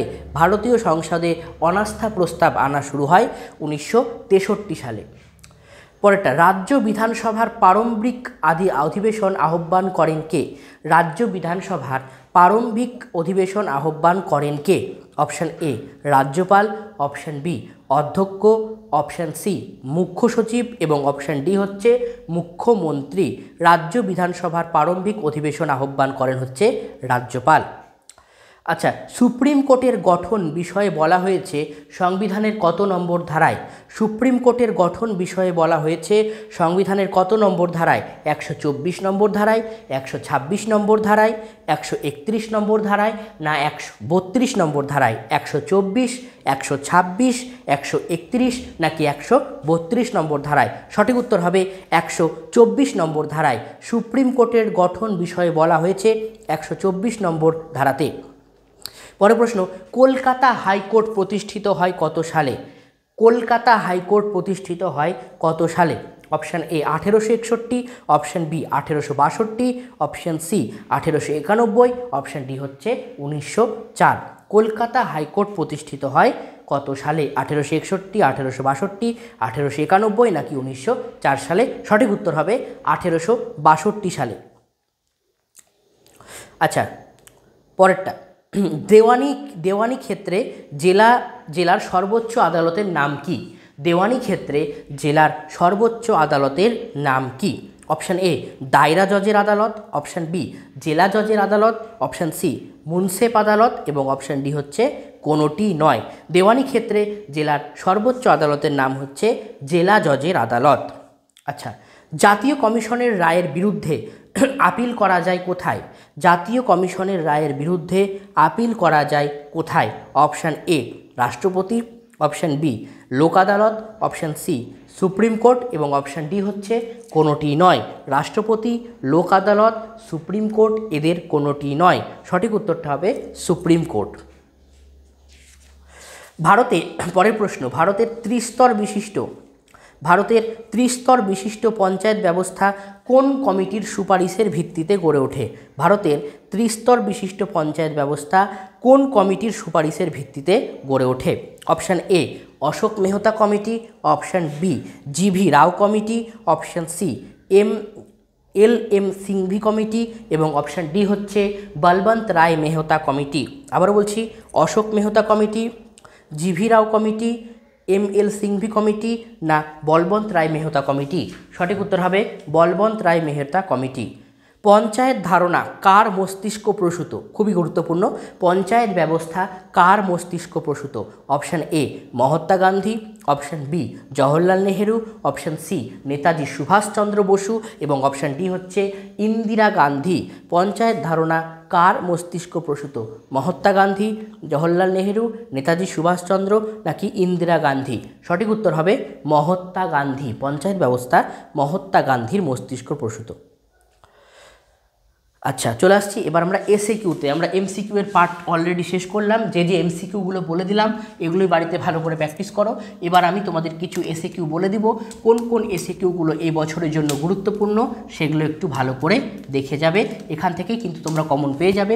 অবশ্যই কিন্তু আজকের ক্লাসটা ফ্রেন্ডদের মধ্যে শেয়ার করে দাও এবং অবশ্যই যারা চ্যানেলে নতুন আছো তারা অবশ্যই চ্যানেলটিকে সাবস্ক্রাইব করে দাও। এবং বলে দিচ্ছি অ্যাডমিশন প্রক্রিয়া অলরেডি স্টার্ট হয়ে গেছে। 12-এর অ্যাডমিশন শুরু হয়ে গেছে, 11-এরও অ্যাডমিশন শুরু হয়ে গেছে, online offline both. 11 online offline 4 March থেকে চালু হয়ে গেছে, অলরেডি ক্লাস শুরু হয়ে গেছে। 12-এর অনলাইন অফলাইন চালু হচ্ছে এপ্রিলের 2 তারিখ থেকে। তোমরা অবশ্যই যারা যারা অ্যাডমিশন নিতে চাও তারা আমাদেরকে হোয়াটসঅ্যাপ করো 8509456622 এই নাম্বারে। তোমরা এখানে বাংলা, এডুকেশন, সমাজতত্ত্ব, ইতিহাস, রাষ্ট্রবিজ্ঞান, ভূগোল, দর্শন, সংস্কৃত এবং পরিবেশবিদ্যার মতো ক্লাসগুলি কিন্তু পেয়ে যাবে। তাই দেরি নয়, যুক্ত হয়ে যাও আমাদের পরিবারের সাথে। চলে আসছি আমরা এসএকিউতে। তো আজকে আমরা জানবো যে কোন কোন এসিকিউগুলো এই বছরের জন্য গুরুত্বপূর্ণ বা কোন কোন এসিকিউগুলো পড়ে গেলে আমরা অনেকটাই কমন পেতে পারবো। এমসিকিউ তো বলে দিলাম, যেগুলো এমসিকিউ বলে দিলাম ওগুলো বাড়িতে ভালো করে প্র্যাকটিস করো। এইখান থেকেই কিন্তু তোমরা পরীক্ষাতে অনেক কমন পেয়ে যাবে, এটাই আমরা আশা রাখছি। চলো এসএকিউতে যাচ্ছি। এসএকিউতে প্রথম প্রশ্ন যেটা আমি তোমাদের করব সেটা হচ্ছে দাতাত কথাটির অর্থ কী? দাতাত কথাটির অর্থ কী? এটা আগেও একটু পড়লাম আমরা, এটা এসএকিউতেও কিন্তু খুব গুরুত্বপূর্ণ। দাতাত কথাটির অর্থ কী? দাতাত কথাটির অর্থ হলো উত্তেজনা প্রশমন করা। দাতাত কথাটির অর্থ কী? উত্তেজনাকে প্রশমন করা। পরের প্রশ্ন, সাপটা এর পুরো কথাটা কী? সাপটা এটা এসএকিউ করাচ্ছি আমরা। সাপটা SAFTA, এই সাপটার ফুল ফর্ম আমাদেরকে জিজ্ঞেস করেছে। এটা হবে South Asian free trade area. সাপটার ফুল ফর্ম হলো South Asian free trade area এবং এটা কবে আলোচনা করা হয়েছিল? এটা দ্বাদশ শীর্ষ সম্মেলনে এটা নিয়ে আলোচনা করা হয়েছিল। আচ্ছা, পরের প্রশ্ন, ভারতের পূর্বে তাকাও নীতির প্রবক্তা কে ছিলেন? ভারতের পূর্বে তাকাও নীতির প্রবক্তা কে ছিলেন? ভারতের পূর্বে তাকাও নীতির প্রবক্তা ছিলেন ডক্টর মনমোহন সিং। ঠিক আছে। আচ্ছা, সিমলা চুক্তি কত সালে স্বাক্ষরিত হয়েছিল? সিমলা চুক্তি 1972 সালে ভারত এবং পাকিস্তানের মধ্যে এই সিমলা চুক্তি স্বাক্ষরিত হয়েছিল। পরেরটা, ইউনেস্কো কি? ইউনেস্কো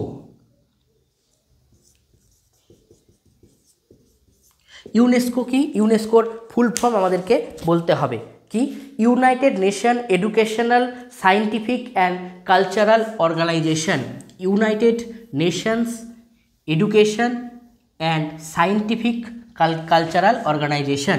তাহলে ইউনেস্কো কবে প্রতিষ্ঠিত হয়েছিল? ইউনেস্কো কিন্তু আমাদের একটা সম্মিলিত জাতিপুঞ্জের একটা সংস্থা এবং এটির অর্থনৈতিক এবং সামাজিক পরিষদের একটি সংস্থা, যেটা full form United Nation Educational Scientific and Cultural Organisation. পরেরটা দেখো কি বলছে, পরমাদেশ কথার অর্থ কী? পরমাদেশ কথার অর্থ কী? পরমাদেশ কথার অর্থ হচ্ছে আমরা আদেশ দিচ্ছি। পরমাদেশ কথার অর্থ কী? আমরা আদেশ দিচ্ছি। ঠিক আছে, চলে আসছি পরবর্তী প্রশ্নতে। ভারতের বিদেশ নীতির প্রধান স্তম্ভ কী? ভারতের বিদেশ নীতির প্রধান স্তম্ভ কী? ভারতের বিদেশ নীতির প্রধান স্তম্ভ হচ্ছে জোট নিরপেক্ষতা। আবারও বলছি, ভারতের বিদেশ নীতির প্রধান স্তম্ভ হচ্ছে জোট নিরপেক্ষতা। এটা কিন্তু মাথায় রাখতে হবে। চলে আসছি পরেরটাতে। কি বলছে, পৌরসভার দুটি কাজ উল্লেখ করো। পৌরসভার দুটি কাজ উল্লেখ করো। কি কি কাজ? একটা হচ্ছে পয়ঃপ্রণালী ও জল নিষ্কাশনের ব্যবস্থা করা এবং বেআইনি গৃহ নির্মাণ বন্ধ করা। কি বললাম? বেআইনি গৃহ নির্মাণ বন্ধ করতে হবে এবং পয়ঃপ্রণালী ও জলের নিষ্কাশনের ব্যবস্থাটা আমাকে করতে হবে।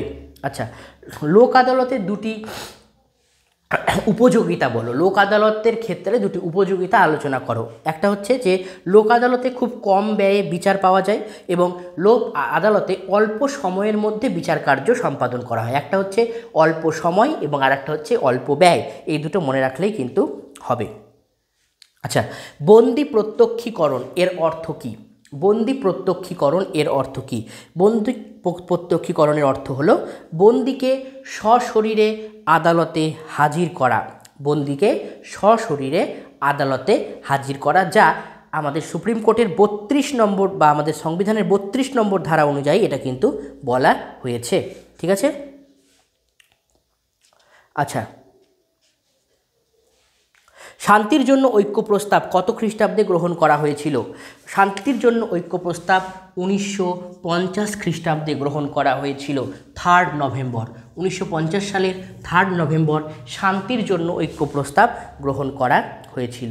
পরেরটা বলছে, সম্মিলিত জাতিপুঞ্জের অর্থনৈতিক ও সামাজিক পরিষদের দুটি বিশেষজ্ঞ সংস্থার নাম লেখো। সম্মিলিত জাতিপুঞ্জের কি বলছে, সামাজিক এবং অর্থনৈতিক পরিষদের দুটি সংস্থার নাম লেখো। একটা হচ্ছে FAO, FAO একটা সংস্থা, আর একটা সংস্থার নাম কি হচ্ছে ILO। এটা হচ্ছে সম্মিলিত জাতিপুঞ্জের দুটি সংস্থার নাম।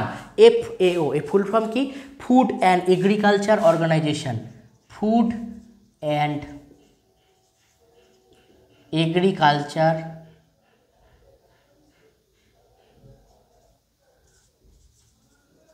অর্গানাইজেশন। ঠিক আছে, এটা হচ্ছে FAO এর ফুল ফর্ম। আর একটা হচ্ছে ILO, ইন্টারন্যাশনাল লেবার অর্গানাইজেশন। আর একটা হচ্ছে International Labour, LABOUR, labour organisation.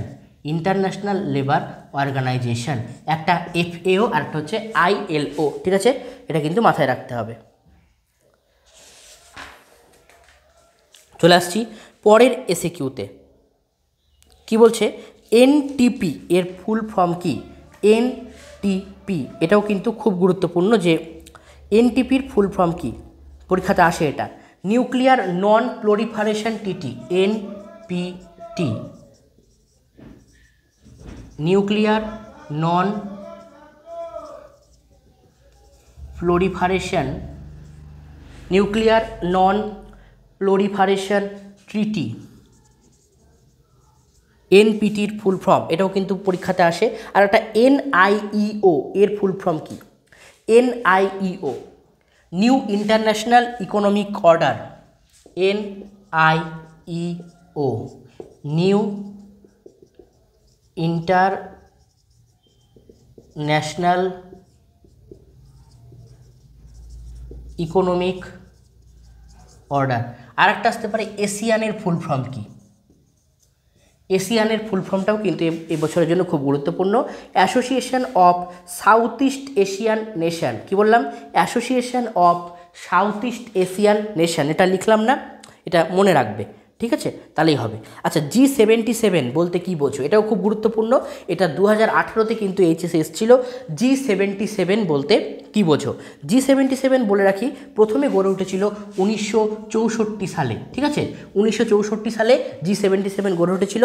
এর হলো গ্রুপ অফ 77, অর্থাৎ জাতিপুঞ্জের উদ্যোগে, সম্মিলিত জাতিপুঞ্জের উদ্যোগে জোট নিরপেক্ষ যে দেশগুলি ছিল তারা তাদের অর্থনৈতিক স্বার্থ পূরণের জন্য এটা গড়ে তুলেছিল। কি বললাম? সম্মিলিত জাতিপুঞ্জের উদ্যোগে জোট নিরপেক্ষ দেশগুলি তাদের অর্থনৈতিক স্বার্থ পূরণের উদ্দেশ্যে এটা গড়ে তুলেছিল G77। ঠিক আছে, এটা কিন্তু মাথায় রাখতে হবে। আচ্ছা, সম্মিলিত জাতিপুঞ্জ দিবস কোন দিনটি পালন করা হয়? জাতিপুঞ্জ দিবস পালন করা হয় 24শে অক্টোবর। জাতিপুঞ্জ দিবস পালন করা হয় 24শে অক্টোবর, এটা কিন্তু মাথায় রাখতে হবে।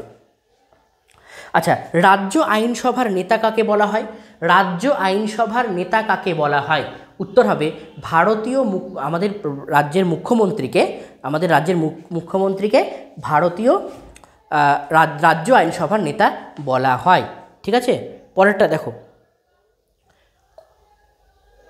খুদে জেলা শাসক আমরা কাকে বলে থাকি? খুদে জেলা শাসক এটা হচ্ছে এসডিওকে। খুদে জেলা শাসক আমরা বলে থাকি এসডিওকে, সাব ডেভেলপমেন্ট অফিসার। কি বললাম? Sub divisional officer, SDO full form. ঠিক আছে, পরেরটা, ভারতের সর্বোচ্চ আপিল আদালতের নাম কি? ভারতের সর্বোচ্চ আপিল আদালতের নাম কি? ভারতের সর্বোচ্চ আপিল আদালতের নাম হলো সুপ্রিম কোর্ট। এটাই হচ্ছে ভারতের সর্বোচ্চ আপিল আদালত। পরেরটা, ভারতের বিচার ব্যবস্থার একটি বৈশিষ্ট্য লেখো। ভারতের বিচার ব্যবস্থা কি? অখণ্ড। এটা আমরা জানি, যে যদি প্রশ্ন করে যে ভারতের বিচার ব্যবস্থার একটি বৈশিষ্ট্য লেখো, সর্বপ্রথম যেটা আসবে যে আমাদের ভারতবর্ষের ক্ষেত্রে কিন্তু অখণ্ড বিচার ব্যবস্থা প্রচলিত আছে। গ্রাম পঞ্চায়েতের আয়ের একটি উৎস লেখো। গ্রাম পঞ্চায়েতের আয়ের একটি উৎস লেখো। গ্রাম পঞ্চায়েতের আয়ের একটি উৎস হলো যে রাজ্য সরকার থেকে পাওয়া প্রাপ্ত অনুদান বা কেন্দ্র সরকার থেকে পাওয়া প্রাপ্ত অনুদান, এটা হচ্ছে আয়ের একটি উৎস। আচ্ছা, পরেরটা কি বলছে? কাকে ক্যাবিনেট তোরণের ভিত্তিপ্রস্তর বলা হয়? কাকে ক্যাবিনেট তোরণের ভিত্তিপ্রস্তর বলা হয়? ভারতের প্রধানমন্ত্রীকে ক্যাবিনেট তোরণের ভিত্তিপ্রস্তর আমরা কিন্তু বলে থাকি। আচ্ছা, পরেরটা কি বলছে? যে সাধারণ সভায় প্রতিটি সদস্য রাষ্ট্র কতজন প্রতিনিধি পাঠাতে পারে? সাধারণ সভায় প্রতিটি সদস্য রাষ্ট্র কতজন প্রতিনিধি পাঠাতে পারে? সাধারণ সভায় প্রতিটি সদস্য রাষ্ট্র কিন্তু 5 জন করে প্রতিনিধি কিন্তু পাঠাতে পারে। কি বললাম? 5 জন করে প্রতিনিধি পাঠাতে পারে। আচ্ছা, তারপরে কি বলছে? যে কোন ঘটনার পর একমেরু প্রবণ বিশ্ব গড়ে উঠেছিল? কোন ঘটনার পর একমেরু প্রবণ বিশ্ব গড়ে উঠেছিল? এটা হবে 1991 খ্রিস্টাব্দে, যখন সোভিয়েত রাশিয়ার পতন ঘটল। কি বললাম? ঠান্ডা লড়াইয়ে 1991 খ্রিস্টাব্দে যখন সোভিয়েত রাশিয়ার পতন ঘটল, ঠিক তখনই কিন্তু একমেরু কেন্দ্র বিশ্ব বা একমেরু প্রবণতা কিন্তু চালু হয়ে গেল। পরেরটা, যে এই গ্লাসনোস্ট কথার অর্থ কী? আগে বলে রাখি, মিখাইল গর্বাচেভ যিনি ছিলেন, তিনি সোভিয়েত রাষ্ট্রপ্রধান ছিলেন, যিনি গ্লাসনোস্ট এবং পেরেস্ট্রয়িকা নীতি গঠন করেছিলেন, এবং এর অর্থ হলো মুক্ত মন এবং উন্মুক্ত শাসন ব্যবস্থা প্রতিষ্ঠা করা। কি বললাম? মুক্ত মন এবং উন্মুক্ত শাসন ব্যবস্থা প্রতিষ্ঠিত করা। পরেরটা, স্বপরিষদ মেয়র কাকে বলা হয়? স্বপরিষদ মেয়র কাকে বলা হয়? আচ্ছা, বলা হয় যে কলকাতা কর্পোরেশনের সর্বোচ্চ প্রশাসনিক সংস্থা হলো স্বপরিষদ মেয়র। কি বললাম? কলকাতা কর্পোরেশনের সর্বোচ্চ প্রশাসনিক সংস্থা হলো স্বপরিষদ মেয়র, এবং একটা মেয়র, ডেপুটি মেয়র এবং তার সাথে 12 জন কাউন্সিলর। কি বললাম? একটা মেয়র থাকবে, তার সাথে ডেপুটি মেয়র থাকবে এবং তার সাথে 12 জন সদস্য কাউন্সিলরকে নিয়ে এটা কিন্তু গঠিত হয়। পরেরটা কি বলছে? এটাও খুব গুরুত্বপূর্ণ প্রশ্ন। ন্যাটোর ফুল ফর্ম একটু আগে বললাম। ন্যাটো বলেছে কি? North Atlantic treaty organization. এটি একটি সামরিক জোট। আচ্ছা, কিউবাতে ক্ষেপণাস্ত্র সংকট। কিউবা ক্ষেপণাস্ত্র সংকট কত সালে হয়েছিল? 1962 সালে। কিউবা ক্ষেপণাস্ত্র সংকট হয়েছিল 1962 সালে। আচ্ছা, পেরেস্ট্রয়িকা কথার অর্থ কি? গ্লাসনোস্ট কথার অর্থ বললাম মুক্ত মনের হওয়া। পেরেস্ট্রয়িকা কথার অর্থ হচ্ছে কি? যে মুক্ত মনের সাথে সাথে কি বলবো নিজের মনকে উন্নত করা এবং তার সাথে যে সমস্ত সমস্যাগুলি আছে সেগুলোকে কিন্তু পেরিয়ে নিয়ে যাওয়া আর কি। পরেরটা হচ্ছে দেখো ন্যাম এর ফুল ফর্ম কি? ন্যাম NAM নন অ্যালাইন মুভমেন্ট। নন অ্যালাইন মুভমেন্ট ন্যামের বাংলা অর্থ হলো যে কি বলবো জোট নিরপেক্ষতা, অর্থাৎ যে সমস্ত দেশগুলো সোভিয়েত ইউনিয়ন এবং আমেরিকা যুক্তরাষ্ট্র কোনো দিকে যোগ না দিয়ে মুক্ত হয়েছিল তাকে বলা হচ্ছে ন্যাম, তাই তো? আচ্ছা পরেরটা পঞ্চশীল চুক্তির একটি নীতি উল্লেখ করো। আগে জেনে রাখতে হবে ভারত এবং চীনের মধ্যে পঞ্চশীল নীতি হয়েছিল 1954 সালে। যে কোনো একটা বলতে পারি আমরা অখণ্ড বিচার ব্যবস্থা বলতে পারি, বা বলতে পারি আভ্যন্তরীণ বিষয়ে হস্তক্ষেপ না করা, এটাও কিন্তু আমরা বলতে পারি। আচ্ছা CTBTর full form? CTBT full form comprehensive test nuclear ban treaty. Comprehensive nuclear test ban treaty. Comprehensive nuclear test ban treaty. Comprehensive nuclear test ban treaty. আচ্ছা সার্কের ফুল ফর্ম একটু আগে আমি বলে দিলাম, এটাও খুব গুরুত্বপূর্ণ।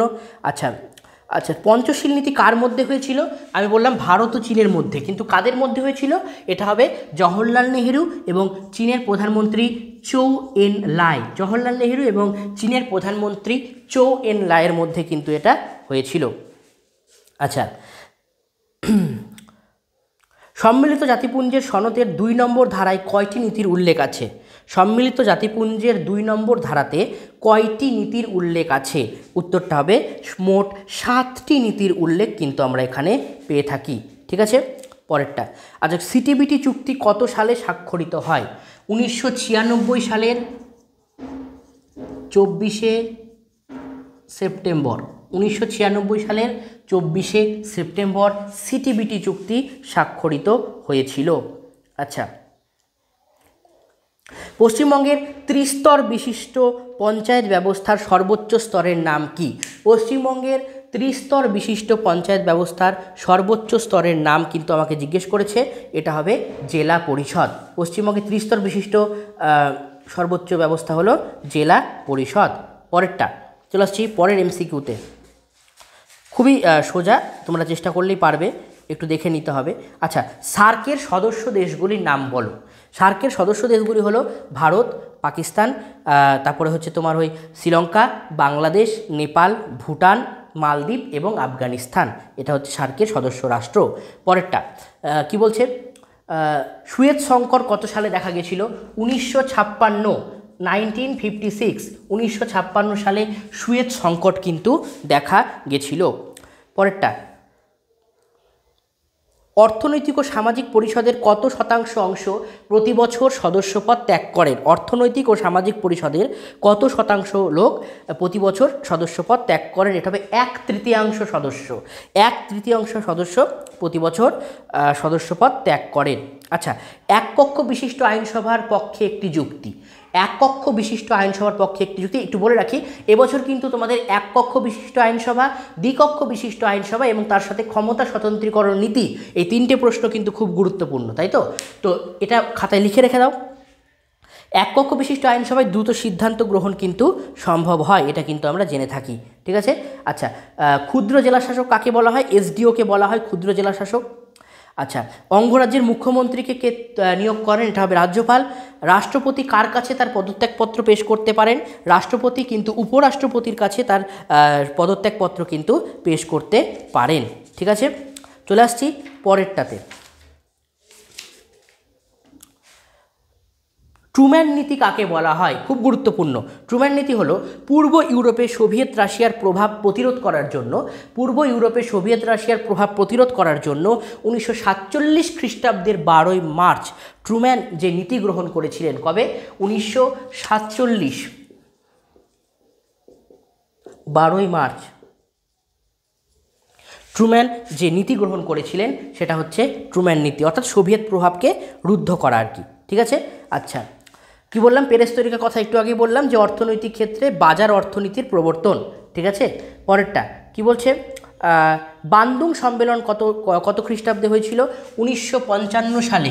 1955 1955 সালে বান্দুং সম্মেলন হয়েছিল। কোথায় গৃহীত হয়েছিল? এটা হয়েছিল তোমার হচ্ছে ইন্দোনেশিয়াতে, ইন্দোনেশিয়ার বান্দুংয়ে এটা কিন্তু গৃহীত হয়েছিল। পরেরটা কি বলছে যে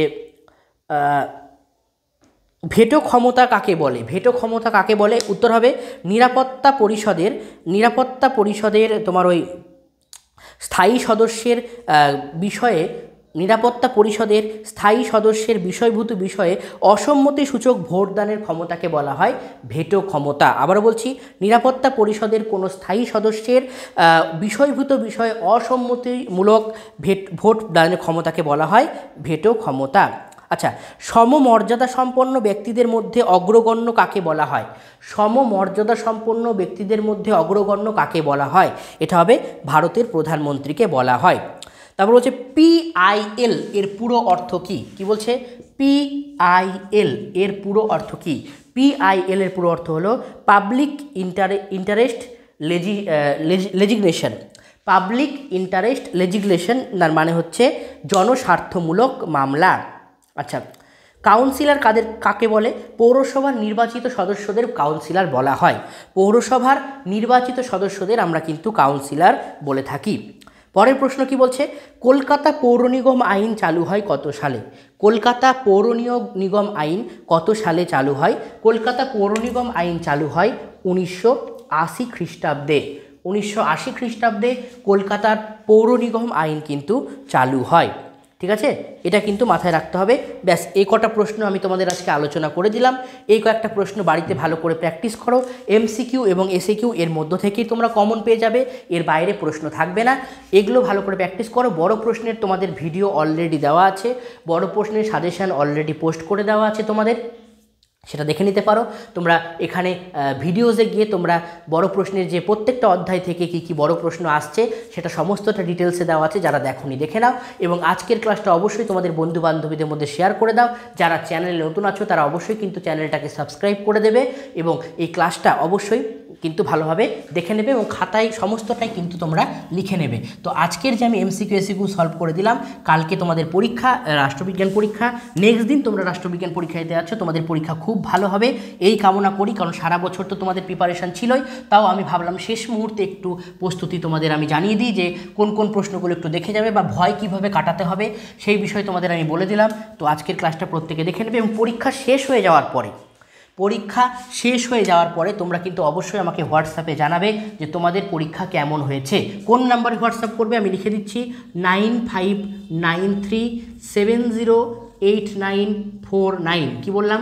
9593708949। এছাড়াও 8116820713। কি বললাম? 9593708949 এই নাম্বারে, অথবা 8116820713 এই নাম্বারে তোমরা আমাকে হোয়াটসঅ্যাপ করতে পারো। ঠিক আছে, বা কলও করতে পারো, কল করেও জানাতে পারো পরীক্ষা কেমন হয়েছে। এই নাম্বারে কল করবে আর এই নাম্বারে হোয়াটসঅ্যাপ করবে। হোয়াটসঅ্যাপ এই নাম্বারেও আছে, এই নাম্বারেও আছে। কল করলে এই নাম্বারে তোমরা করবে এবং জানাবে কবে থেকে কেমন হলো তোমাদের পরীক্ষা। তো তোমাদের পরীক্ষা খুব ভালো হোক এই কামনা করি। এবং আরেকবার বলে রাখি, যারা যারা ক্লাস 11-এ অ্যাডমিশন নিতে চাইছো তাদের ক্লাস মার্চের 4 তারিখ থেকে শুরু হয়ে গেছে। আর 12-এর ক্লাস 11 ক্লাস 12-এর কিন্তু ক্লাস এপ্রিল মাসের 2 তারিখ থেকে কিন্তু শুরু হয়ে যাচ্ছে অনলাইন এবং অফলাইন। ঠিক আছে, কোন কোন সাবজেক্ট এখানে লিখে দেওয়া আছে? বাংলা, এডুকেশন, সমাজতত্ত্ব, ইতিহাস, রাষ্ট্রবিজ্ঞান, ভূগোল, দর্শন, সংস্কৃত, পরিবেশবিদ্যা। এই নাম্বারে হোয়াটসঅ্যাপ করলে তোমরা সমস্ত কিছু পেয়ে যাবে। ঠিক আছে, তো আজকের মতো চলি। তোমাদের পরীক্ষা খুব ভালো হোক, তোমরা প্রত্যেকে ভালো থেকো, সুস্থ থেকো এবং এইটা গ্যারেন্টি দিয়ে বলতে পারি তোমরা অবশ্যই ভালো রেজাল্ট করবে, এটা আমার বিশ্বাস। চলো আজকের মতো শেষ করছি, টাটা।